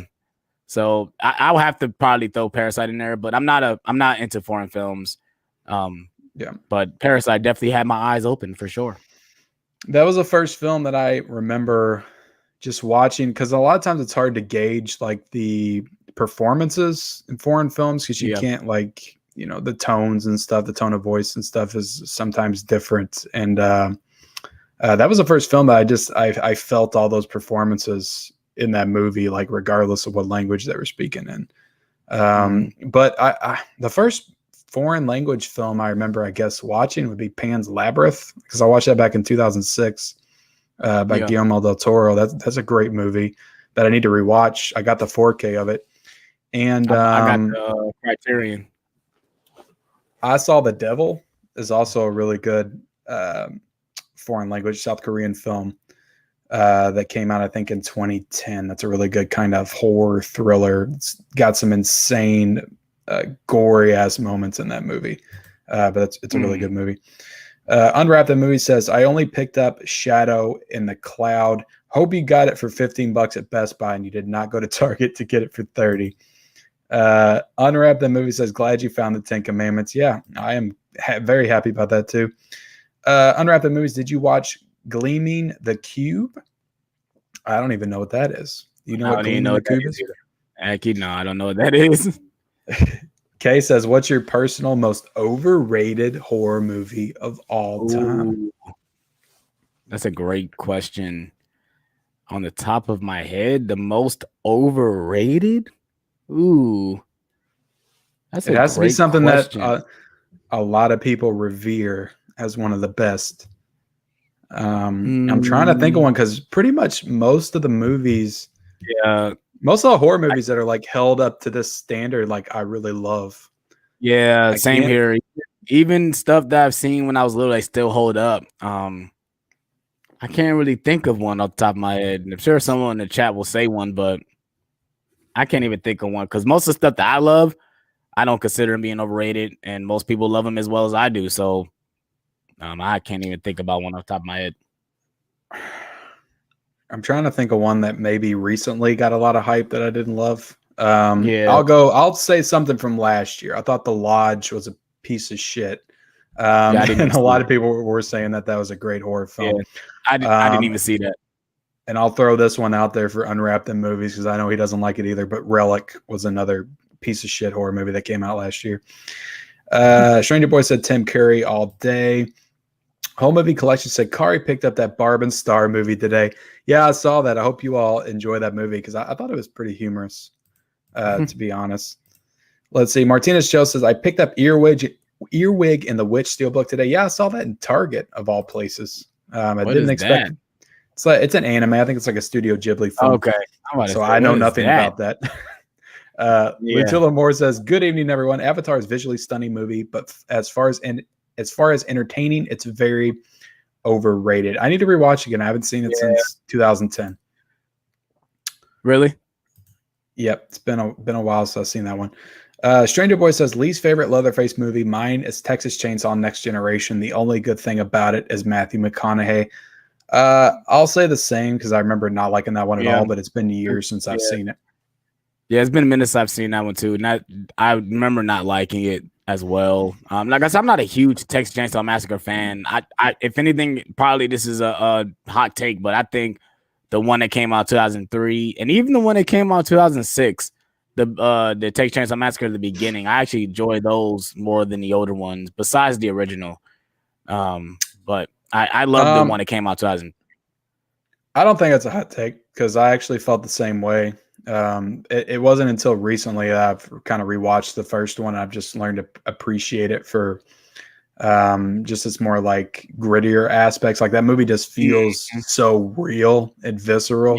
When you're in it, it feels like almost like a documentary, certain parts of that movie. And I think Leatherface is the scariest in that movie. But as far as like the most entertaining one, I would say 2003, because I think that Arlie Ermy is freaking really good in that movie.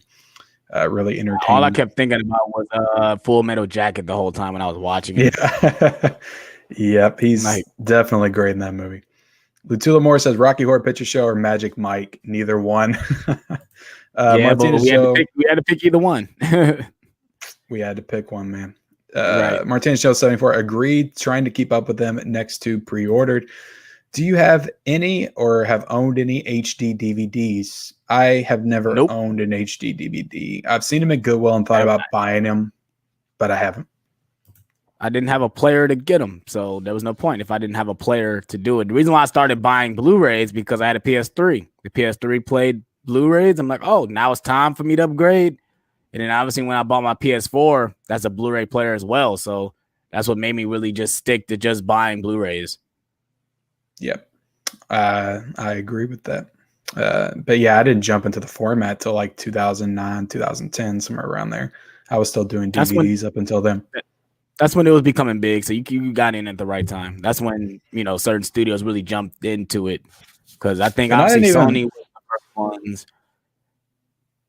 And I didn't even really start collecting until probably 4 years ago, because I was into video games for a long time, and that's where it was at for me, buying the new Xbox games and PS3. And those are more expensive than movies. So when you're buying a lot of games, you don't have a ton of money for movies. When I started my YouTube channel, that's what I was doing first. I was uploading video gameplay at first, but then that's what happened. It became too expensive to buy the newest game to try to show gameplay for it, and doing gameplay is very hard. I commend anybody that want to start doing it, but it's a very hard thing to get into. That's why I just stopped doing it, start sticking to doing Blu-ray videos and movie reviews and stuff.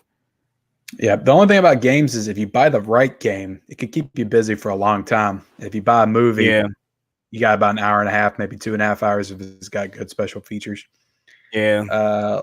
Let's see. Home Movie Collection 8K says, any fans of Robert Rodriguez? He is one of my top 3 directors. Love his style. Yeah, I'm a fan. I'm not a fan of everything he does, but he's got a lot of great movies. No, I'm not a fan that much. I mean, I like it. I'm sorry. I love the first 3 Spy Kids movies. The third one is pretty trash, but I love the Spy Kids movies, but I'm not a huge fan of Robert Rodriguez.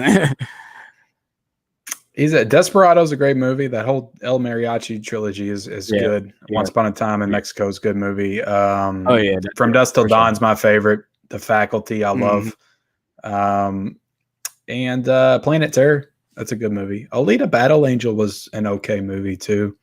And episode 6 of The Mandalorian season 2 was really awesome. I'd call that out. He directed that. Yeah. Lutilla Moore says Rev 4K, How to Lose a Guy in 10 Days. We need to do a watch along of that Rev 4K right after we do Bride of Chucky. Martinez Joe 74 said, what's the most of one title you own in your collection? Wow, that's a good question. That's an excellent question. Because I know Back to the Future, right? I don't think it's Back to the Future. I think the most I have at the moment is it's not bad because it's between Back to the Future, Batman 89. I have like 4 copies of The Dark Knight because I have it on Blu-ray, I have a 4K, and I have it on a Steelbook. And I had it on DVD at a point in time too. As collectors, we go through a lot when it comes to double dipping, especially on movies that we love. And I hate it sometimes because, like, when I saw the Dark Knight Steelbook, it was only like $6 at Target. So I'm like, I can't pass it up. I have to buy it. Yeah. And then same with like the Star Wars movies. I probably have like 4 copies of Star Wars, especially the trilogy, because I have it on 4K. I have the Steelbook. I got the trilogy pack. I had them on DVD as well. Same with Harry Potter. I have the Steelbook collection for the Harry Potters, and I have them on Blu-ray. There's really no reason for me to have them, but I love the franchises. That's why I end up keeping them in my collection. I've started going throughout my collection and getting rid of stuff that upgrade to 4K. Or if I have duplicates of it, I get rid of it. Like, I got Hook on Blu-ray, but I think I'm about to get rid of it because I just bought the 4K, so I technically don't need it. Same with Jaws. Like, I got Jaws on 4K. Don't need the Blu-ray. I think I'm about to get rid of it. It's hard for me to let go, though. It's very hard for me to let go to movies. Yeah, I would say Friday the 13th's up there.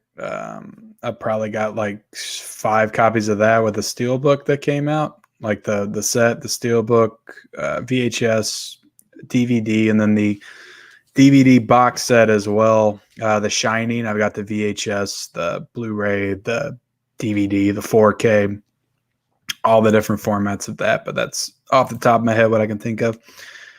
PR says, I got Total Recall on 4K. Awesome, man. How do you enjoy it? Basement Blue says, my wife and I saw Beetlejuice in the theater for our first date back in 1988. That's awesome, man.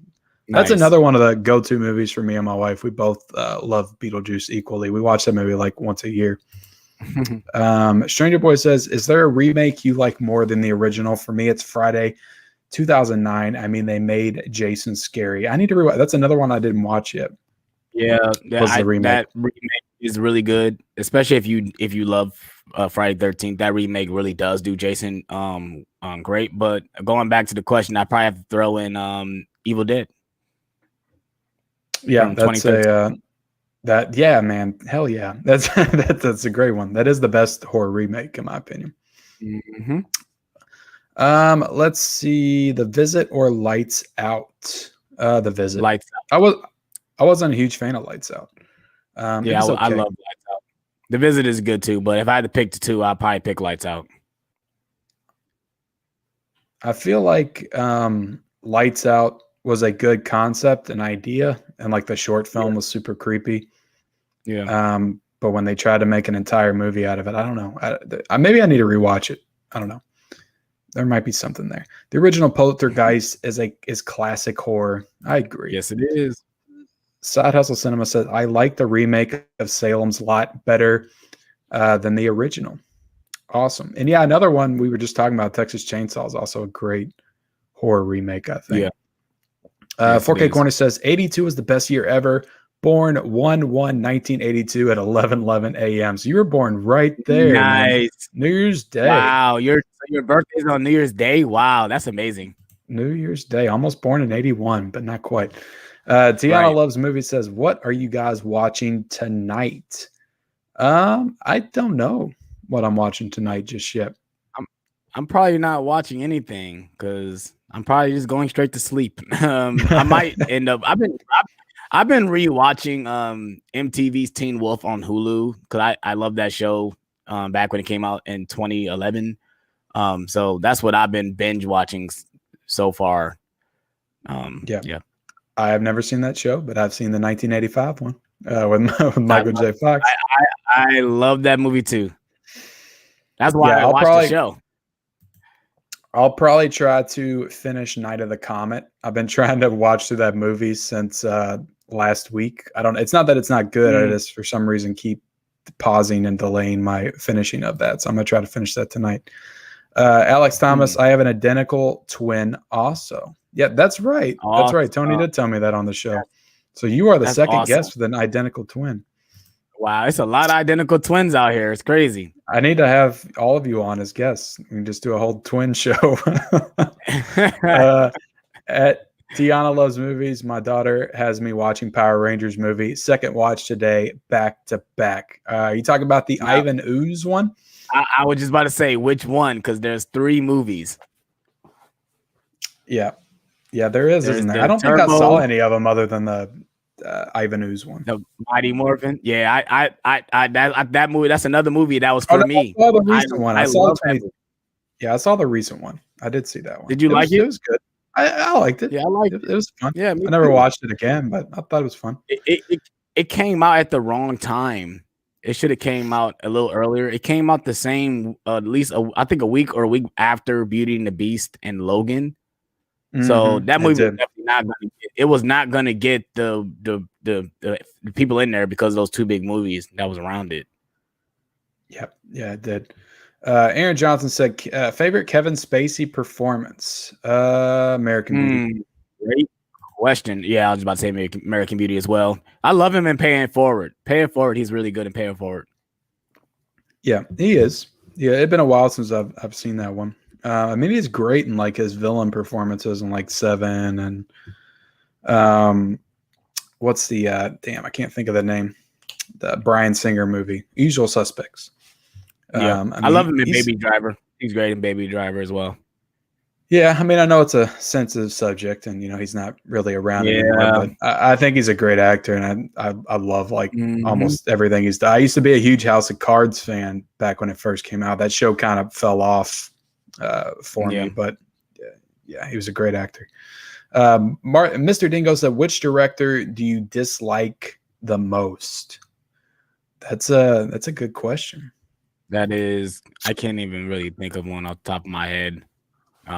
It's gotta be, even though I don't dislike all of his films, but I dislike him for what he did to his remake of Halloween, John Carpenter's Rob Halloween. Zombie. So I'll say Rob Zombie. Yeah. Which I don't even want to say I dislike him. Yeah, I actually like the 2007. I hate that he went through the backstory, like, because the concept of Halloween is not his backstory, is that he did everything. But he doesn't have a backstory. He's just a kid that just randomly stabbed his sister.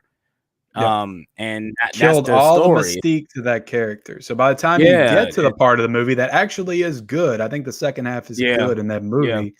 I don't give two shits about it because you already told me that Michael Myers grew up killing hamsters and his mom was a stripper and he got bullied in school. So it just loses all that mystique for me, and it just ruined the franchise, to be honest, for me, for a while. Like, I didn't even enjoy watching them anymore after that, which is crazy. I've turned around on that now. Like, I love I love pretty much most of the Halloween movies outside of me too. Curse isn't great, but I stick up for Halloween 5 a lot too, and a lot of people don't like it. I love Halloween 4 is my one to go. That's the one I tell everyone. That's the most Halloween-esque feel to all the movies. That's the only one that I feel it actually takes place on Halloween. I love Halloween. By the way, it was shot. Yeah, by the way, it was shot.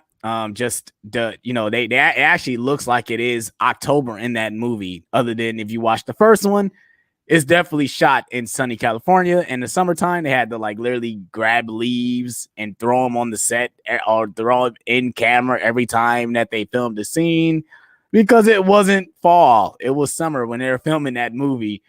But Halloween 4 really does feel like it's fall and it's dark and gloomy. I love Halloween 4. I love Halloween 4. I love Rachel as a final girl. That's the only negative I would give Halloween 5 is the fact that they kill her like halfway through the movie, which I thought was stupid. They shouldn't have done that. Tina is a terrible final girl. And she wasn't even a final girl, technically. Yeah. So I mean, the mask in 4 isn't great. I can agree with that. It's terrible because even 5 is terrible because the mask is out of his costume. It's like a flap. Tell me why they changed it. They literally shot that movie like 2 months after Halloween 4 ended. So why would they change the mask? Stupid. I don't know. I guess because the other one got shot up at the end of 4. I don't know. I did a review on Halloween 4 and I pointed out the scene where in Halloween 4 they changed the mask and he has the blonde hair. Like he randomly shows up and throws Loomis through the window or through a door or something. He has a different mask on. He has a William Shatner mask, an actual William Shatner mask that wasn't made up to be like Michael Myers. And it always throws me off every time I watch it. I had to show my girlfriend. She first saw it. She was like, what the hell was that all about? I'm like, somebody on set was either drunk or high and they gave him the wrong mask. Like, there's no way I'm as the director and I'm going on set, unless the director wasn't there. But there's no way I'm going on set to see, unless they lost the mask or something. But that part always gets me every time. Yeah, I agree. Martinez Joe says the Arrow sale is still going on. Yeah, I think it's going on for up until the mid-April, I think. Stranger Boy 101 says, how would you rank the 3 Tommy Jarvises from least favorite to favorites? Friday 5, least favorite. Friday 6, middle. Friday 4, Corey Feldman is my favorite. I probably have to agree with you on your ranking. That's how I rank them as well. It's kind of flip-flops for me. Like I said, same with them being my favorite. Those movies always flip-flop for me when it comes to part 6 and part 4. I love both of those movies. Like I said, I love the meta of part 6. And I love just the kills and the story of part 4. I love the kills in that movie. So I'll probably agree with Ken though, for sure. Yep, Stranger Boy has the same ranking as well. PR Puerto Rico said, "What is your favorite steelbook art from your all collection?" Do you have a favorite steelbook art that stands out to you? Yep, and I'm about to pull it up. I would probably go. That's a good one. It's not even the best part. I wish this was actually the front of it. I wish this was the front of the steelbook because this artwork is fantastic. Absolutely love this artwork. And this is actually embossed. It's all embossed. It's actually like a crack in the middle of it. I love this steelbook. When they announced this steelbook, I had to grab it day one. This was a day one pickup for me for sure. Yeah, was that the original one that came out in 2016 with the Civil War? Is that the original exclusive for that? Because I know they've had multiple. Yeah, and they have obviously they got the 4K one with the original cover art, like with the poster with all the characters. That's the one that they re-released for the 4K. I ended up not getting that because I already have it on Steelbook. So I ended up buying it like the standard slipcover, like the standard case version. And I'm probably just gonna take that disc out and take out because that Steelbook comes with the 3D Steelbook. I don't have a 3D TV, so I don't really need to use that disc. So I'll probably just take that disc out and put it inside the 4K cover or the case. So it's a 4K Steelbook. There you go, man. That's how you do it. That's a life hack right there. Yeah. my favorite's probably Halloween 2. Mine's probably Halloween 2 Scream Factor. I love that cover. That's an amazing cover. Yeah. With Michael Myers coming out with the flames everywhere. Yeah, I love that. Yeah. That's off the top of my head. There could be one that I like more. But Mr. Dingo says, have you ever been on a crappy movie binge watch streak? I recently watched 3 movies in a row. I hate it, and it kind of made me not want to watch movies for a while. Yeah, I'll go back to 2009, and there was 2 movies that I can point out that kind of made me want to not go to the movies for a while. I saw Transformers Revenge of the Fallen and Halloween 2, Rob Zombie's Halloween 2 within I don't know, a couple weeks of each other. And after that, I was just I was done. Because everybody loved Transformers. Yeah, 2009 was a crazy year when it comes to films. Obviously, they had a whole bunch of stuff going on. Writer's strike, Directors Guild strike. All the strikes was going on. And that's why most movies in 2009 was terrible. We got some gems. Didn't District 9 come out in 2009? It did, and so did Inglourious Bastards. Yeah, we got some gems that actually were. I'm trying to think of something else. Stuff. The big budget Up stuff also came out that year.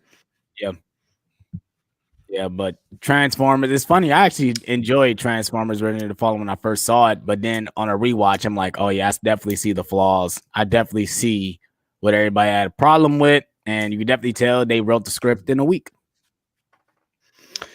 Yep, and to be fair, you were a little bit younger than me, probably. So I was in my early 20s when I saw that, and you were probably more prime age to enjoy that movie. I was in high school, but at that time, Transformers was for me. I mean, that first movie blew me away. It's probably still is my favorite. Bumblebee is pretty good, but that first movie, I really do enjoy that first movie. But I remember just seeing the trailers for Revenge of the Fallen, and I was hyped. I mean, the one thing Michael Bay can get us with is the marketing. Him and his team, they know how to market the hell out of those movies. That is definitely true. Stranger Boy said, keep, watch, burn, Freddy versus Jason, Alien versus Predator, and Godzilla versus Kong. I'll burn Alien versus Predator because it's probably my least favorite of the 3, but I do like that movie. I'll watch Freddy versus Jason because I haven't seen it in a while, and I would like to rewatch that. And I'll keep Godzilla versus Kong. Yeah, I'll probably say the same thing because I didn't enjoy Alien vs Predator when I first saw it. It grew on me, but like I said, I liked all 3 of these movies, but Alien vs Predator definitely is the worst one out of all 3. So I'll burn that one. Watch Freddy vs Jason because you're just like you haven't watched it in a minute. Since I bought the Screen Factory collection, actually, since I bought the Friday 13th Screen Factory collection. So, I'll watch Freddy vs. Jason and keep Godzilla vs. Kong. Yep. There you go. If they were both hanging off a cliff and you had to save one, who would you choose? Chloe Grace Moretz or Emma Stone? I'm saving Emma Stone because I just like her better. Stone as well. I have a thing for Emma it's Stone. nothing against Chloe Grace Moretz. Yeah. I had a long time. Look. Yeah. I had a long time figuring out how old she was. When I first saw Kick-Ass 2, I'm like, she's still not old enough for me to say that she's good looking. I felt very wrong saying it. Because I'm like, she's not old enough great yet. in that first Kick-Ass movie. But like beyond that, I struggle with something that I've just loved her in. I love her in the first Kick-Ass, but like the Carrie remake is okay. It's nothing compared to the first one. And she's been in some stinkers this year. Well, I wouldn't say Shadow in the Cloud is a stinker, but it's very mediocre. I didn't like the direction that movie took. And then Tom and Jerry, she's freaking horrible in that movie. I didn't even see Tom and Jerry because I heard how terrible it was. So I didn't even bother watching Tom and Jerry. Emma Stone is great in Superbad.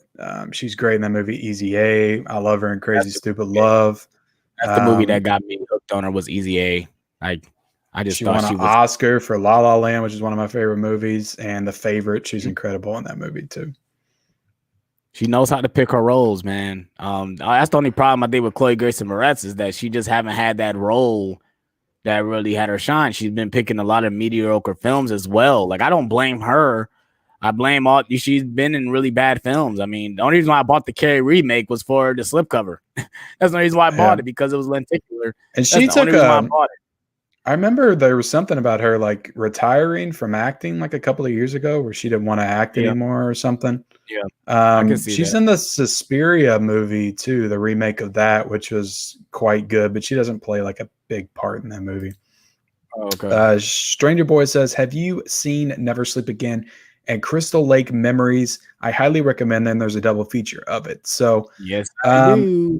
I have them. I've seen Never Sleep Again, but I have not seen Crystal Lake Memories. Let's see. G.I. Joe or Transformers cartoon. Yeah, I need to own that. I need to grab that. I would say G.I. Joe's because I used to play the game G.I. Joe. I remember on my computer when I was a kid, but I wasn't a big fan of either one of those cartoons. I think they were like slightly before my generation. I was more Ninja Turtles, Power Rangers, Batman the Animated Series, Spider-Man when I was growing up, X-Men. Yeah, I didn't watch either of those. I watched most of those shows. Even though as young as I was, I did watch those shows. I watched Batman. I love the Spider-Man animated series. I don't care what nobody say. I absolutely love that show. Great. Obviously, it's made by the same people who did the X-Men series, but I love Spider-Man more than X-Men, so I like that show better. If I had to pick, I'd probably pick Transformers before G.I. Joe, just because I like robots in disguise. Yep. There you go. Who does not like watching robots in disguise? Mr. Dingo says, try to watch the WWE Hall of Fame tonight, and it was awkward as hell. No fans and too many added cheers. Oh, it's tonight? It was terrible. Oh, wow. Yeah, that's the reason why that's not the reason I don't watch wrestling. I got out of wrestling before this whole thing happened. But to me, like wrestling without a crowd is like, why even freaking bother? I just don't get it. But okay. I'm sure they can still find a way around it. Yeah, they will. Yeah, but who went into the Hall of Fame? Do you know? Are you a big wrestling fan? I stopped watching wrestling like around 2013, 14. When I saw Undertaker, same time. When I saw Undertaker lose in WrestleMania, I was done. To Brock Lesnar. Yeah, I was done. I said, okay, once he lost, I said, I'm done watching this because now it's not even exciting anymore. And then he still kept going back. He was undefeated. Yeah, and where's the excitement there? Like, if you're gonna go back, like, why did you lose? Like, you should have saved that for your last match. Like, I don't for sure. Like when Ric Flair retired, it like meant something. When Shawn Michaels retired, it meant something because he never came back. Yeah, I love that match when Shawn Michaels and Ric Flair fought for his retirement. I was there. I was at that WrestleMania. He was at that. That's incredible. My favorite WrestleMania. That WrestleMania is fantastic. I go back and rewatch that one. I actually might buy that on Blu-ray because I can find that one for like $5. You want to talk about? You want to talk about tears, man? I was crying in the audience. Ric Flair retiring, like that match was just everything. That was I loved it. That was the main event. That should have been the main event because Undertaker versus Edge, nothing. Yeah. But I love that Shawn Michaels tell him he loves him before he even kicks him. Like he tells him, like, I love you. And, oh my God. I agreed. I don't think I teared up, but I definitely felt the emotion from that match because I was really into wrestling. To me, that was the not to turn this into wrestle and talk, but like to me, that was the last great story that was told in wrestling. Was just not just that match, but then the story that was told with Shawn Michaels after, and all the way to him fighting the Undertaker at 25, and then his road to fighting him again at 26, where he got retired, and it just how that came back on him. The fact that he retired Ric Flair, and then he had to face his own retirement 2 years later versus the Undertaker. So, just an incredible storyline in wrestling that. Honestly, feels like the last great storyline. There could be more that I'm not aware of, but I don't know. Yeah, for sure. Film Fan 108 is in the house tonight. Glad to have you here, man. Hey, what's up, mid-level? I'm just dying from the second vaccine shot. Don't mind me. Making my will out, still figuring out who gets the collection. Definitely not my girlfriend. Well, if you want to send some of that amazing collection my way, you definitely can, man. So, Film Fan 108. I put my in my videos. I got my description where you can send some fan mail. So I would definitely like to take some off your. He's got a great collection. He's got a great YouTube channel. To be honest, like he's one of the people that kind of inspired me to get into like Blu-ray hunting and all of that stuff. So he's been around doing that for a long time.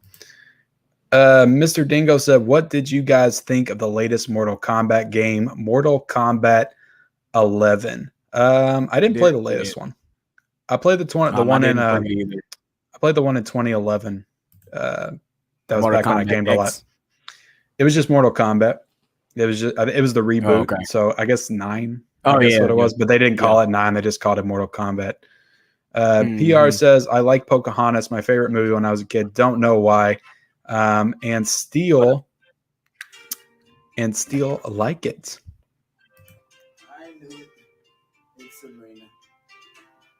Hey everyone, Aaron Johnson is here tonight. Stranger Boy says thoughts on Halloween 5. I think we covered that a little bit. Let's see. You back? You good? I seen a little cat pop up. Like I said, I'm using my iPhone for the webcam. So like when someone calls me or something disturbs it, it shows this little cat like waiting for the iPhone to connect to the webcam. So I think it was my stepdaughter trying to call me. I don't know if she's outside or not. So hold on 1 second. I'm about to go check. Just hold on. No, you're good. I'll just keep answering questions. Let's see. Kay says Alien 2 4K or Terminator 4K. I haven't seen Alien 2 in a long time. I know it's one that everybody loves and talks about, but from memory, and I've seen Terminator more recently, I'm more of a fan of Terminator, and I would love to see that movie in 4K. So I got to go Terminator 4K right now. But, of course, Alien 2 is a classic film that needs a 4K as well. Stranger Boy 101 says, "Do you have a region-free Blu-ray player?" I do not. And I'll see if Alex has one when he connects back in. I do not have one. I use my PS4 and my Xbox One S for Blu-rays and 4Ks. That's the reason what got me into 4Ks was the Xbox One S. Yep, exactly. That's why I got mine too. But let's see. Yeah, I need to get one for sure because there's a lot of those foreign releases. Because I really want to dive deeper into like the more boutique labels like Eureka and stuff, and you have to have the region-free players to play those. Maria Cordillo says Alita is amazing. What? Ha ha ha. I never said it was amazing. I said it was pretty good. I thought it was decent. I remember that. You didn't say it was amazing. I didn't say it was amazing. It was decent. Martinez Joe 74 says 4 copies of one movie. Haha, hold my beer. I mean, with 10,000 movies in the collection, man, you gotta be rebuying stuff somewhere. Yeah, I don't have I give it to y'all that got over 10,000 copies, man. I can't see myself having that many movies. That's literally, you're just buying things just to buy them. Like at this point, like I think the instance for my collection, most of the movies in my collection are movies that I've seen or that I remember seeing as a kid. Yeah. And so yeah. That's a good movie to ask. I might ask Martinez Joe that next week. How many movies in your collection have you actually seen? Because I can guarantee you, if you ask me that question, it's going to be like 50% of the collection. I've been trying to go through and watch some of my stuff. I watched some of my Scream Factory titles when I was on vacation. So it's just really hard. Like, because you have that problem as a collector that your eyes sometimes get a little bit bigger than your stomach and you just want it all when you want it. Yeah. You just want it up on that shelf. Myron Thomas says twin, and then he says, wow. Let's see. Lucille Moore says, I just double dipped with Once Upon a Time in Hollywood. I have the regular 4K, but the Best Buy exclusive 4K Steelbook was calling me. Yeah, if I see that in the wild again, I'm probably going to grab it like I did in 1917 because that Steelbook was amazing. Me too. I love that 4K slipcover, though. That's why I grabbed that the first time around. I mean, I wasn't as big on collecting the steals. I bought the Blu-ray, but that cover for that is actually on the back of the slipcover for the Blu-ray. Oh, is it? See, I don't even think I ever knew that. But yeah, I love that 4K cover. Indiana Jones or The Mummy, 1999. I feel like the questions come up, and yeah, that's awesome. Yeah, I love that poster. I mean, that's like the original poster, I think. No, maybe I think the front cover to that's the original poster, but Indiana Jones or The Mummy. So, are you a big Indiana Jones fan? Because I would go The Mummy. I do like the movies, but I would go The Mummy. I probably go with The Mummy because I seen that one very young. I didn't see Indiana Jones until later. Yep, definitely. I love The Mummy Returns. I do too. I think I need to watch them both because it's been forever since I've seen both of them, and I would love to do like a double feature of those two. The only bad thing about the Mummy Returns was that horrible like PS2 CGI stuff they do with The Rock as a Scorpion King at the end. Looks bad. Sure. But yeah, besides that, I think it's a great sequel. I loved it. Let's see. Myra Thomas says, nice concept. And then he's laughing. I knew you was going to pick that. AJ Reacts to is in the house. He said, what's going on, fellas? 1917 or Saving Private Ryan, and why? Good question. So 1917 is my favorite war movie of all time. And I've just seen it. I just love it. I've never felt so immersed in a war movie before. Saving Private Ryan's iconic, though, and it's got great performances, got a great cast. But yeah, I would go with 1970. I love that one-shot gimmick, if you want to call it a gimmick, and I just love how immersive that movie feels. It just feels like you're there. And I also like World War I, just like the aesthetic of that war and just that time period a little bit better than I do World War II. For me, like I said, I've recently seen 1917. It looks amazing in 4K. That's another thing. And I agreed. I went to see 1917 in theaters, and I was blown away. And I didn't really know what I was gonna get from it. I knew the gimmick that it was shot in a one shot. Well, supposedly you could definitely tell when certain shots is cut.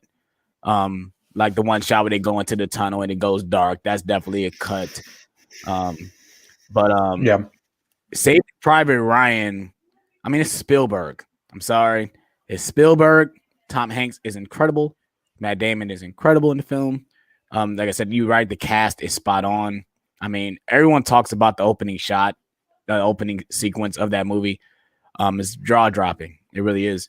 I still haven't watched it in 4K yet. I did buy the Steelbook for that.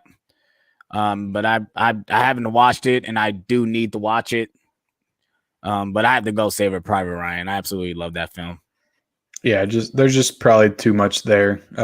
For me, like I've seen Saving Private Ryan. I have not seen it in a very long time, and I just haven't seen it as much. I probably watched 1917 more, to be honest, because I think I've seen that movie 3 or 4 times, and I've only seen Saving Private Ryan a couple. So that's one that I probably need to go back and rewatch so I can better form my opinion. But like I said, I just like World War I movies better because I saw Path of Glory recently, the Stanley Kubrick film. I think that's great. And then you got Wonder Woman, the first one. Like you can almost count that as a World War I movie. Yeah, you really can. You got All's Quiet on the Western Front. I love that book. So I'm just a bigger fan of like that trench warfare. I think it's leads for more dramatic moments. Let's see. Myron Thomas says, love District 9. I keep thinking about picking up that Steelbook every time I go in the store and see it because that is a nice Steelbook. And I persuade my little brother to buy the Steelbook because he didn't own it. I said, just buy it. I mean, I think at the point in time it was on sale, I think, when he bought it too. Like, still man, like 23. Yeah, it was like 22. Yeah, it's like $22.99. I'm like, yeah, go ahead and buy it. I mean, I know it'll look amazing in 4K. I haven't upgraded yet. I don't know why. I still have it on Blu-ray. If I go in the Best Buy and see the Steelbook, I might pick it up. Yep.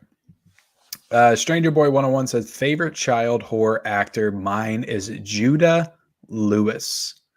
I don't even know if I know who Judah Lewis is. Yeah, we probably do if you look her up. If it is a girl, I mean, it could be a guy's name too. Look, I'm a big E.T. fan. I gotta go Henry Thomas. But no, I'm not gonna go Henry Thomas. You said horror actor. Favorite child horror actor. Okay. Yeah, E.T.'s kind of a horror movie, right? No. It's not. God. Favorite child horror actor. Haley Joel Osment, Sixth Sense. He was great in that movie. Yeah. Yeah. I mean, I would count that. Let me look who Judah Lewis is. The kid from The Omen. Yeah, he's pretty. The kid from The Omen is pretty good for sure. This is a new actor.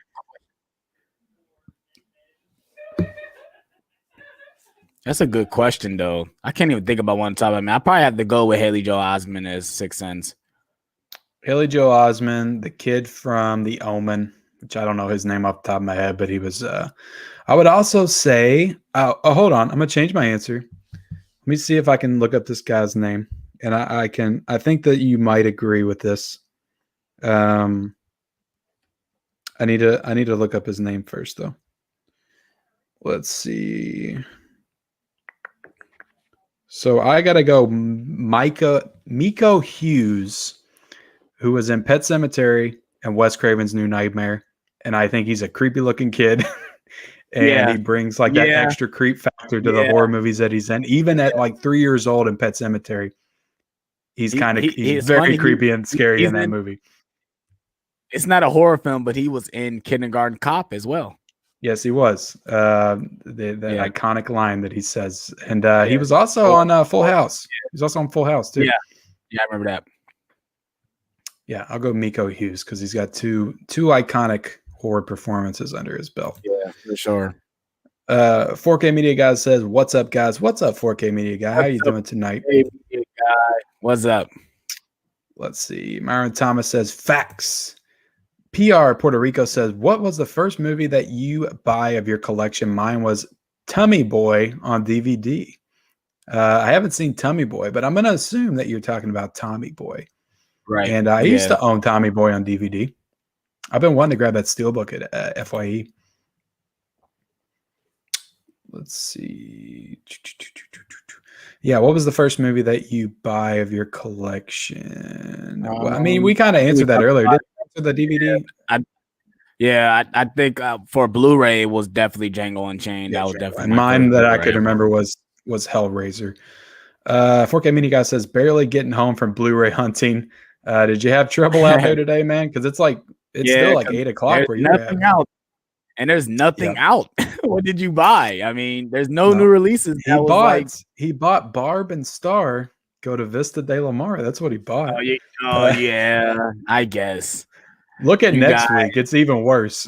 Next week is even worse. I looked throughout this entire month. I think the last week of April has got some titles coming out, but obviously last week's got Good, Bad, the Ugly. Yeah, I'm not gonna buy that either. Because I bought it at Big Lots for $5 on Blu-ray. I'm not going to buy that 4K. I've been wanting to buy that at Big Lots on Blu-ray, but I've been holding out because I know I'm going to buy that the 4K of it, but I'm not gonna buy the 4K. No, you might be right though. I might just want to grab the Blu-ray of it since it's a blind buy. And I don't know how much that Kino Lorber release is going to be yet. I haven't looked it up. Stranger Boy said, "Do you hope Shout Factory re-releases the Halloween box set?" Yeah, because I want it. Yeah, so I want it. I want it, and I just recently looked it up on eBay. People are selling that thing for $1,200. Oh my god, that's crazy. Yeah, because I don't have a lot of the Halloween films on Blu-ray. I only have the first 3. Yeah, so this is the one I have. New one. You probably in frame, but I want to knock anything over. So this is the one that I have. This is the 10 disc set. The one that Screen Factor. It's also a Screen Factor release as well. Yeah, but this is the one I bought because I couldn't find that set. And every time I saw it at the place that I go to called The Exchange, they were selling it for about $300, and I wasn't going to spend $300 on that set. Yeah, I hear you. I'm not spending $300 on any set. That ain't happening. I'm definitely not paying $1,200 for it. That's for damn sure. No. Dakota Buckner said, "What's up, guys? What is up, Dakota Buckner? Happy you could be here tonight." 4K Media Guy says, "I hear the rumor is they're working on Halloween 4Ks at the moment." Yeah, I would love the first 3 on 4K. They already released the first one. They released the first one in 4K. The first one has a 4K release. I have that one, but I mean, like, I guess part 2 and 3 and 4 too. I would love in 4K. I'd love them all in 4K. Yeah, I would, but the problem is I don't know if I want to rebuy them because the prices are going to be a little pricey for those. I know they are. I would buy Halloween 2 in 4K because I love Halloween 1 and 2 is like a double feature. I just think it makes a great double feature, and I would buy that one, and I'd probably buy Season of the Witch 2. I don't know, man. It's hard. I love 4 also. I don't know. Rich Lozano says, "Do you think they will release a Nightmare on Elm Street box set like they did Friday the 13th? I think that they will. I think there's enough people crying for it that they're gonna listen and they're gonna make it happen. Hopefully. Yeah, I do believe that as well. Yeah, I'm hoping we get that announcement this year. I would love it. Reaction Life 21 says 4K doesn't work on my Xbox One S. It does on mine. Yeah, you might have to check again because that was the first one that had 4K, wasn't it? Yeah, it's not that. You might check your TV, buddy. Your TV might not be capable of playing the disc. Because sometimes I think that was the first one to have it. Yeah, that's the first console to have a 4K player. That's the only reason why I bought it, because I can play my 4K disc on it. That's the only reason why I bought that console. I don't barely have any Xbox games, but the only reason why I bought it because at the time it was a cheaper Blu-ray player than actually buying a 4K player at the time. Yeah, so definitely. Mr. Dingo says NWO, British Bulldog, Kane, and JBL are some of the ones that got into the WWE Hall of Fame. Nice. First off, I thought NWO has been in the Hall of Fame like 100 times. I feel like they go in every year. I could be wrong about that, but I feel like that happened a while ago. British Bulldog too. Like, they haven't already put British Bulldog in the Hall of Fame. Are you kidding me? Like, that's crazy. Yeah. Kane and JBL are not the best technical wrestlers, but they're definitely some great wrestling personalities that I do think it's hard for me to look at those wrestlers as like Hall of Fame type wrestlers, because to me those are like the wrestlers that I knew when I was growing up, but I guess I'm so old now that they are. Especially Kane. Yeah, especially Kane. Debuted in 97, so he's only been wrestling for. I still remember seeing when Kane first came out. Like I said, I was very young at the time, but I still remember being frightened by that mask and everything. Yep, I remember that match. Hell in a Cell, Shawn Michaels versus The Undertaker, King of the Ring. Let's see. Or no, I think it was In Your House, and it was called Bad Blood. I think that's what that pay-per-view was. Maria Cordello says, I meant me saying Alita is amazing. This is interesting. Thanks for doing this. Enjoy hearing GV. Okay, so you think that Alita is amazing. Right. Well, I'm glad that you like it. I'm glad that you like it. I enjoyed the movie. I enjoyed it. And thank you for being here tonight watching the show. Reaction Life 21 said, what movies are similar to Babysitter Killer? So you talking about The Babysitter, the one that came out on Netflix? Because a similar movie to that is a Christmas themed movie called Better Watch Out, and it came out the exact same year, and it was almost the exact same type of premise. So I would say that. Yeah, I didn't see either of those. So yeah, they're fun. They were both fun. The Better Watch Out kind of reminded me more of like a more mature horror themed Home Alone, which had a kind of interesting twist on that take. Let's see. Dakota Buckner said, "Have you or Alex ever bought a movie at a store? Then when you got home, you started regretting that you bought it?" Yeah, great. Yeah. I've had that happen before. Not with anything I picked up today. I'm trying to think of anything off the top of my head. When I got home, I regretted I bought it. I don't know. That's I can't think of anything on. I can't think of anything on top of my head because I try not to think about regretting buying anything because we're collectors. Like we have a lot of bad movies in our collection, but we had times where we enjoyed them. Like I mean, like I said, for instance, Batman and Robin. I mean, obviously, I probably do regret having that in 4K. That's definitely. I mean, I remember at a point in time, I remember laughing my ass off at it. You know, as a little kid, laughing my ass at Arnold Schwarzenegger painted in blue, yelling out ice puns the whole time.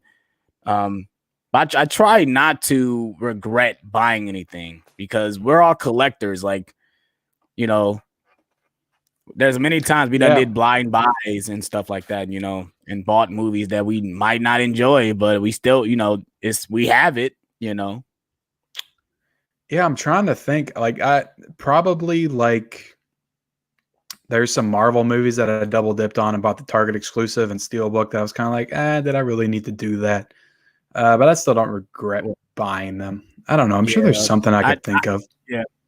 But I've double dipped on a lot of the Marvel stuff, but I haven't regretted it. Like, especially with the Avenger movies. I done bought all 3 copies of those on both of those. And I haven't regretted it because regardless of it's people telling me you're not gonna watch every copy, but there's been many times I didn't watch each copy of those movies, so you're lying. I done pick each one from several things to watch. If I didn't want to grab the Steelbook, I can grab the Digipack. If I didn't want to grab the Digipack, then I'll go with the standard slipcover. So yep, there you have it. 4K Media Guy says Tom Hanks or Brad Pitt. That's a tough one, but I'd have to go Tom Hanks. He's just got more. Gotta go with Tom Hanks, man. He got. I mean, Forrest Gump, man. He's Forrest Gump. He's Woody from Toy Story. He was great and big. He was in every single performance. Catch Me If You Can is a great Tom Hanks performance. Yeah, Leo is great in it too, but Tom Hanks is amazing in that film. He really is. I said that on my Leo ranking that I look at Catch Me If You Can. It's a great movie. I love it. It's a great Spielberg film. It was kind of like a passing of the torch from Tom Hanks to like Leonardo DiCaprio as like 2 of the greatest actors of all time. Because after he did Catch Me If You Can, he nailed it in The Aviator. He nailed it in every single performance after Catch Me If You Can. Like he really did. Yep, I agree. So yeah, I got to go Tom Hanks. Brad Pitt's got a lot of great movies, but he's got a lot of movies that he's great in as like a part of an ensemble. I can't think of a lot of starring Brad Pitt movies that I love. Like I'm thinking like Interview with a Vampire, Seven. Those are. He's not the lead in both of those movies. Once Upon a Time in Hollywood, even Mr. and Mrs. Smith, which you could say is a fun movie. He's got his wife or former wife Angelina Jolie in it. Yeah. The Ocean movies too. Ocean movies ensemble. So like he's in a lot of ensemble movies. He is not the lead like Tom Hanks is. Maria Cordillo says, I meant me saying Alita is amazing, silly. Thanks for doing these. Interesting to hear about others' collections. Yep, it is very interesting, and I'm glad that you are here. Myra Thomas says, that is an amazing movie in 1917. Definitely agree. Vinny Conrad says, Mummy 3 was horrible. I still haven't seen Mummy 3, actually. I haven't either, and that's the reason why I haven't watched it, because I heard it was terrible. It came out way too late. The hype for that franchise has already died down, and it didn't look good, so I didn't see it. Kay said, what artist, dead or alive, do you think Hollywood should make a movie about? That's a good question. I mean, that's a very good question. The What I'm thinking about, of course, is Michael Jackson, but that's going to be a very hard movie to make. Oh yeah, that one's going to be very hard. That him and Prince are going to be the two hardest films to make into biopics. Yeah, those are two great answers. I don't think I have a better answer than either one of those. I would love to see both of those rock biopics for sure. I got District 9 on Blu-ray. Awesome, man. Freaky or Happy Death Day? Haven't seen I would either. go Happy Death Day. I would go Happy Death Day. I like it a little bit more. I'm very upset I haven't seen either one of those movies. They're both very good. I don't like the second Happy Death Day, but I like the first. Myron Thomas says, are you into The Walking Dead? I was until after season 7, and that's when I kind of fell off that show. So spoiler alert, if you haven't seen The Walking Dead, so was the Glenn death stopped you from watching it? It wasn't that. Or did you watch? It was Did you? I watched the whole Negan season after that. I watched the whole of season 7, and then it was episode 1 of season 8. It just got too repetitive.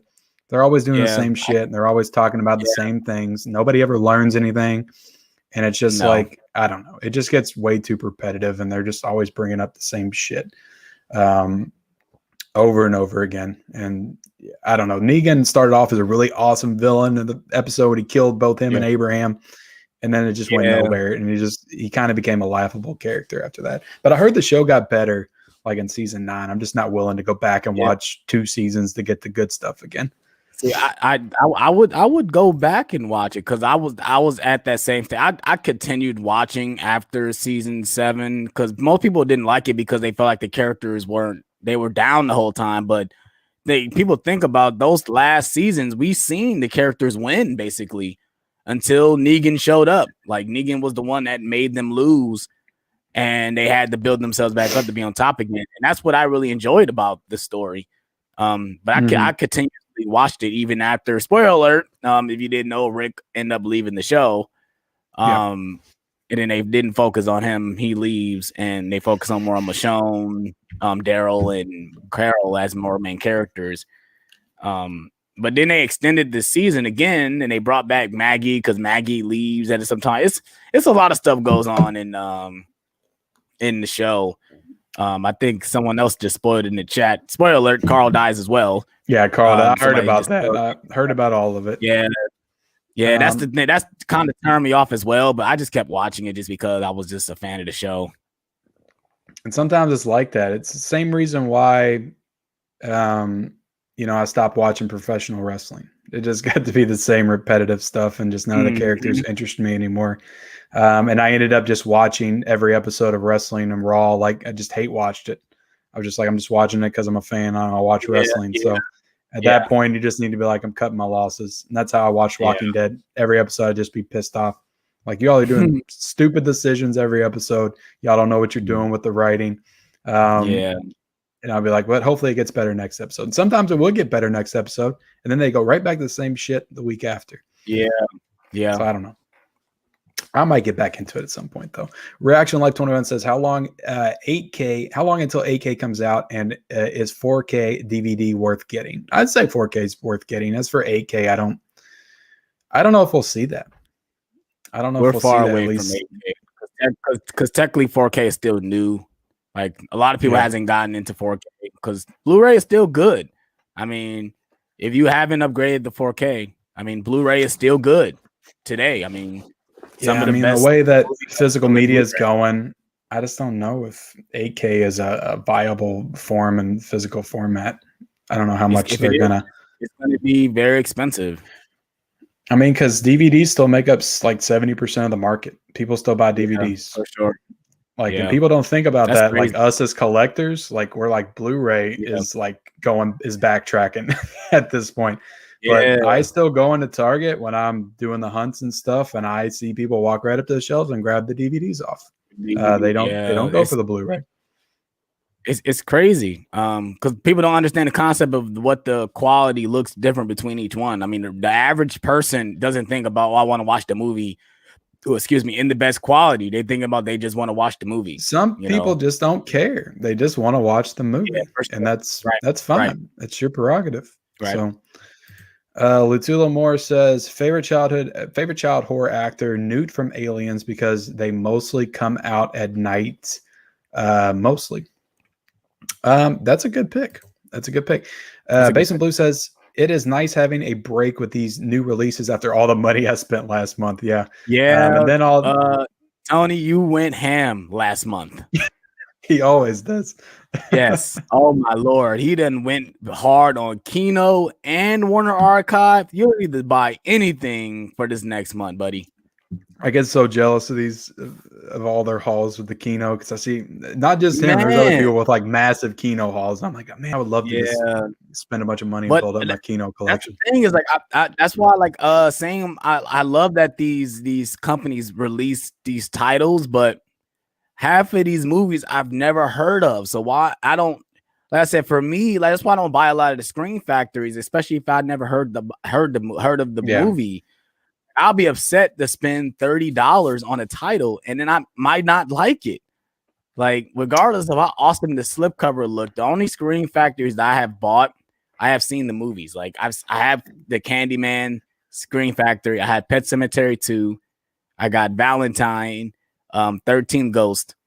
I think those are the only ones I bought. So for you, it is very important to have seen it first before you buy it. Yeah, especially when it comes to the boutique labels, like even Criterion. Like some Criterion releases I won't buy unless I've seen the movie because those are pricey unless the sale. I mean, that's the reason to go for Criterion is the 50% off sale. My thought process. Go ahead. Yeah, I don't usually buy Criterion brand new. I almost always wait for the sales or if there's sales on Amazon or something. But like if it's an older movie, like a classic movie, and it's not on streaming, because a lot of them aren't. So there are a lot that are. Like HBO Max does a great job with those classic movies. But if I want to watch the movie and I'm gonna have to pay like $3 or $4 or $5 to rent it, then I might as well buy it. Have that money that I would have spent renting it go towards physical media release. So, but I blind buy all kinds of stuff, and sometimes it works out in my favor, and sometimes it doesn't. But I get what you mean for sure. You got to be selective with your picks sometimes. Dakota Buckner says, "I am going to get Willy's Wonderland next week." Did you see that one? No, I didn't, but I most likely will not be buying it because I never heard of it. Like I said, that's the one with Nicolas Cage. That was the one with Nicolas Cage in the Chuck E. Cheese horror movie. I won't be buying it. No. Yeah, if that's the only release next week, we're in trouble. Reaction Light 21 says, Dakota, is it a good movie? I liked it okay. But we are going to be wrapping it up pretty soon, guys, because I don't want to keep Alex here all night going for 3 to 4 hours. So if you got any more questions, be sure to get them in right now. Go ahead and get them in. I mean, I got time. Yeah, we'll answer all these last ones in here, and we'll probably start cutting out. I'm not in a rush. Let's see. Stranger Boy 101 says next week Willy Wonderland comes out on Blu-ray. Awesome. Basement Blues, I just saw your Blockbuster video inside your basement. Haha. Yeah. Oh man, he does that Blockbuster in his basement, bro. Oh my Lord. And he's bringing that to the battle this Thursday home movie collection. So watch out. Good luck. Man. Dakota Buckner says, reaction, I don't know if I've seen it, but I heard it is really good. I pay for Friday the 13th collection box set only $107. Yeah, it's a good price right now. They're practically giving it away. It's on sale on Amazon. I would say buy it. I mean, the more you buy it, the more they want to make that Nightmare on Elm Street collection. I mean, buy it. Yep, definitely. Home movie collection AK. I wonder if Amazon offers overnight shipping for an XL haul. I just wanted to ask if you offer library membership card for your massive collection, Basement Blues. Wow, I am humbled. It should be fun. Wow. Yep, they're talking trash politely in the chat. Right. Not like me and Rev 4K. But yeah, that should be a really good match. Because I know Home Movie Collection also has a great collection. So, and sometimes it works against you to have more movies because if 4K ever gets the notion to start really timing these people and holding them accountable for 60 seconds, he might have trouble picking out his movie out of 7,000 movies. Because I know Martinez was having a little issue with that last week. Let's see. Stranger Boy said, what Elm Street film has your favorite soundtrack? My favorite was Elm Street 4's soundtrack. It's a good soundtrack. I like the opening song to that one. I think I got to go with Dream Warriors. I like the I forgot what the band is called. Dokken. I like Dokken. Yeah, Dokken songs are so playable. Like once you hear it, you can't get it out of your head. The Into the Fire song is it gets stuck in your head when you hear it. Same with Dream Warriors. Yeah, I love the opening of both Dream Warriors and Dream Master. Just her building that house out of sticks. I tried to do that myself when I was a kid, like with the popsicle sticks and gluing them. I tried to make Freddy's house with popsicle sticks and paint it. Yeah, with the paper mache and stuff. And the chalk drawings at the beginning of Dream Master, and that like rains and washed it away. But let's see. I like The Undertaker and Kane and Jeff Hardy. Chris B, I'm assuming he's saying Benoit and The Miz. Yeah. Benoit was my favorite wrestler. I'll say it right here. He was, and what happened was a damn tragedy. It was between Undertaker and Triple H and The Rock. Those are my three favorite. I got those Stone Cold in there too. Yeah, for me it's Stone Cold, Shawn Michaels. Since I can't technically, because I guess I could say Benoit, but also Eddie. I'll throw Eddie Guerrero in his spot because I love Eddie Guerrero too. Yeah. And that was also another tragedy that broke my heart. Oh my Lord, man. Yeah. Let's see. Steven Weber says, is it true Disney Fox is done with catalog releases? I don't think so. I don't think that's true. We're getting Speed, so who knows? Nah, we're supposedly getting that Alien 4K. Or Aliens on 4K, so I don't think they're done. I would definitely buy that. Tiana Loves Movie says, night guys, I'm off to bed. What a fun live tonight. Thank you for joining us, Tiana. I'm glad you had a good time. So much. Go ahead and hit that subscribe button on my channel. Yep, hit that subscribe button, guys. All the links are in the bio. Stranger Boy 101 says, favorite Chucky movie? Hot take, but mine is Child's Play 3. I love Child's Play 3, but my favorite's Part 2. Mine is Part 1. But I love most of all the Chucky movies. Like I said, I like Bride of Chucky and I like See the Chucky is pretty terrible, but I do enjoy it though. I mean, yeah, it's look, I don't hate it as much as Bride of Chucky because it's not See the Chucky's fault. It's as goofy as it is. It's Bride of Chucky's fault. At that time, Nick David just didn't know what they was doing with the franchise. So yeah. 4K Media, or Lutula Moore says 4K Media got Brad Pitt. He's cooler. Another movie we forgot to mention was Fight Club, another team up ensemble movie. So he's got a lot of great movies that he's not the star in. Bill Tyrell says Hollywood should make a movie about Chris Farley, a great comedian gone way too soon. I definitely agree with that. That's a great pick. He's got that great image of Matt Foley, the motivational speaker. Right there is his icon. Let's see. Stranger Boy says, same after season 7, I stopped catching up. Talking about The Walking Dead. Yeah, I assume so. Dakota Buckner said, Heath Ledger would be a good bio pitcher. It would be interesting. He doesn't have the longest career. Yeah, that's why I don't know. That would be kind of like a that would kind of be like 8 Selena. years. Yeah, because Selena her career didn't really jump. She didn't really have that much of a career when it came to being an American career, but there was not that much to do with that. Her film, they did as much as they could, but she didn't have that much long career either. Yeah, he didn't pop until 10 Things I Hate About You, and that was 99. So his career was like 9 years pretty much. Mm-hmm. But I wouldn't be opposed to watching it. I just don't. It's the thing about doing like recent actors like that is it's hard to cast somebody as that person so recently. I don't know. It just feels weird. Millhouse says, feel like it got that way even earlier than that. Dakota Buckner said, I stopped watching after Rick and Carl's death. Stranger Boy says, technically Rick didn't die. Spoiler, he didn't die. He got taken away. Wasn't they supposed to have movies with him or something? Yeah, like I think they were supposed to be filming this year. Yeah, they're supposed to be filming, but there's no news on what's going on with those. He's supposed to have like 3 movies, I think. Yeah. Very cool. Stranger Boy 101 says every season is the same. They find a safe place to settle in. The place gets raided. The group separates. They reunite. And next season. Now I'm not even gonna lie more. though. Season 6 though is still my favorite season out of all of them. It starts with them leading a horde of zombies away from their community because they found out that this horde is like inside this quarry. Is that the one where they hook the cord up to the cars and they like take their heads off when they're driving down the road? That's season. No, that's not that season. That's season 8, I think. Okay. But season 6 is where they just got to Alexandria, and well, they've been to Alexandria for a minute, but they found out that this is when Morgan comes in after he done been on the run, basically trying to find them the whole time. But this is where they're leading the horde away from the community. The wolves come in and basically mess up the whole plan. Half of the zombies come back to Alexandria.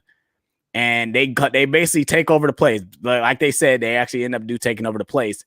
And they have to literally fight them hand to hand. Like literally have to fight them hand to hand. And all that whole No Way Out episode is one of the best episodes ever put on TV, in my opinion. Is that the one where they're like in the quarry? No, they're not. They're not. Well, yeah. That's not the episode, but that's where the episode starts, where they're in the quarry, and they like I said, the job is they're gonna lead the zombies away from the community because if they don't do it, the zombies could be heading toward their community and basically overrun them. But obviously, the plan don't go the way they want it to go, and half of the zombies break off and go to the community, so they have to basically. They break into the community and they have to basically figure out how to get rid of them. And I think that's when Carl got shot. And Rick just said, F this. I'm going out here and I'm about to take all you guys out. And it's just so amazing the way they did it. I swear. Man, I love The Walking Dead, especially up to that point. That's the hype. Season 5 and 6, that was the hype of The Walking Dead. I liked my favorite episode is probably still the Terminus one where Carol comes in with a rocket launcher and saves them all. Yeah, that was my favorite. Yes, one. It's funny because I was late to the train on Walking Dead, so I binge watched it on Netflix to lead into season 5, and that opening episode blew me away. I said, "Oh, I'm ready to watch this. Let's go." Carol was my favorite character for a long time, and I did not like the direction they were going with her. That was another reason why I stopped watching. But I hear she's back to being a badass again. Yeah. At a point in time, she wasn't that. She was trying to get away from that, which I didn't like. No. Why try to get away from it? I don't get that rating at all. I don't know. Yeah. Lutula Morris has got a funny comment. He says, I agree Bill Tyrell and Melissa McCarthy should play Chris Farley. One thing to note is I'm pretty sure Melissa McCarthy's lost quite a bit of weight in the past couple of years. I don't know if she pulled off a Chris Farley performance, but maybe 2015 Melissa McCarthy could. PR Puerto Rico said 4K and why go to 8K and not 5K? That's a good question that I'm not equipped to answer. Yeah, who knows, man? We're just collectors, you guys. Yeah, there's some deep dives and analysis into the different Ks and transfers that somebody could probably do way better than me. So check them out. Basement Blue says, I hate watch a lot of shows still. Don't do that, Tony. Love watch some shows, man. The Telltale Walking Dead game is way better than the show. I played the first one. That was a really good game. I love the first Telltale game. I actually have a full walkthrough of most of the Telltale games on my YouTube channel. Awesome. Is it actually still all there? of them? Actually, I think. I didn't take those videos down. If I finished the walkthrough on my YouTube channel, I kept the videos up. Now, if I didn't finish it, I deleted them. But if I finished the walkthrough, I kept them on there. So if you wanted to check them out, I mean, they're pretty fun games. I would highly recommend if you like. I never got to play the second. I think they did a third season, right? But I love the first one. They did 4 seasons. They got a couple spinoff games.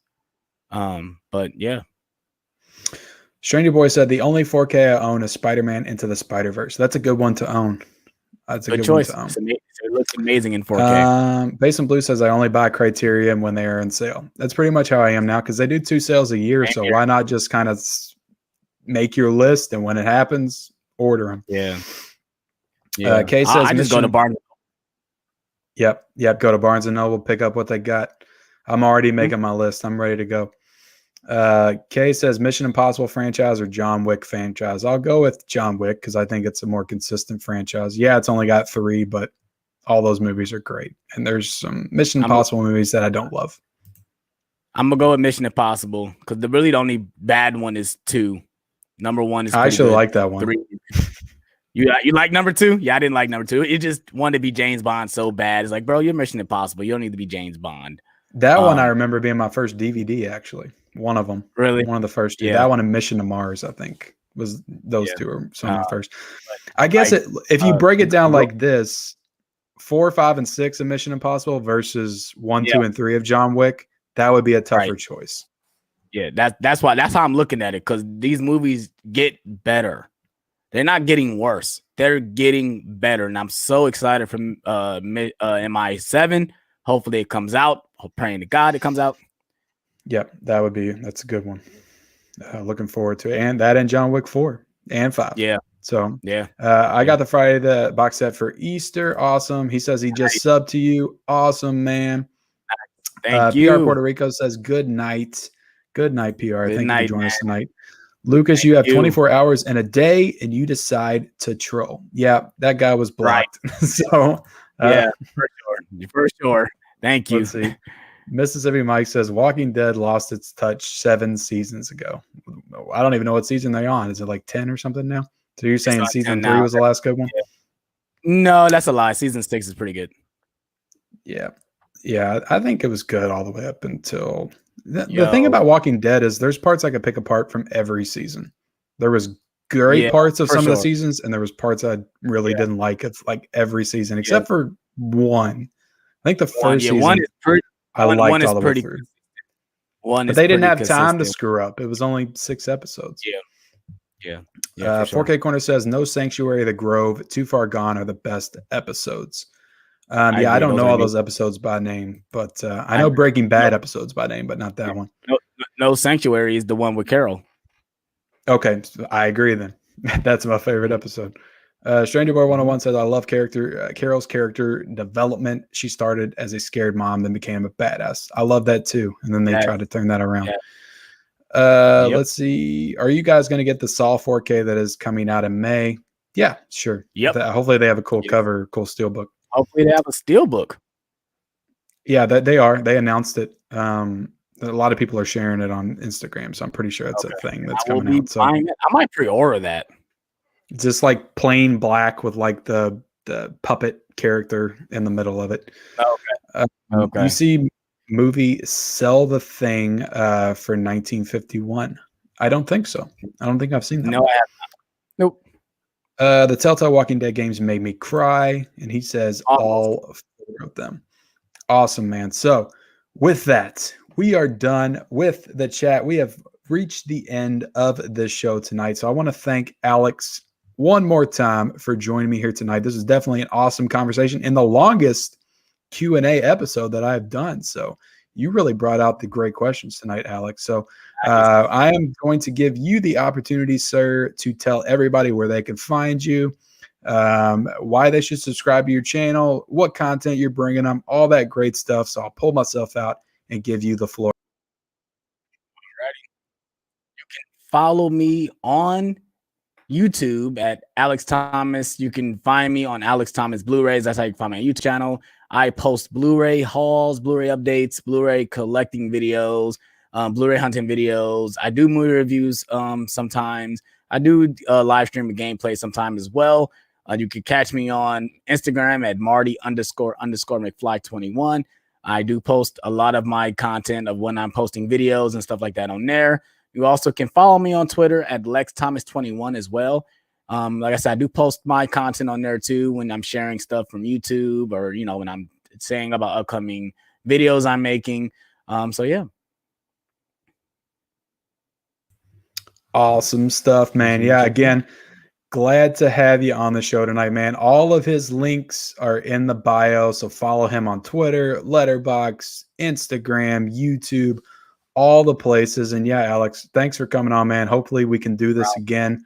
In the future, you come on my channel, maybe someday I come on your channel, whatever, man. I just love talking movies and physical media. It's so much fun. So yeah, guys, subscribe to my channel if you haven't already. Subscribe to Alex. Follow me on Instagram. Check out my Blu-ray hunting video that I did later today. I'll have a review for Scarface in 4K later on this week. And yeah, we will see you guys next time.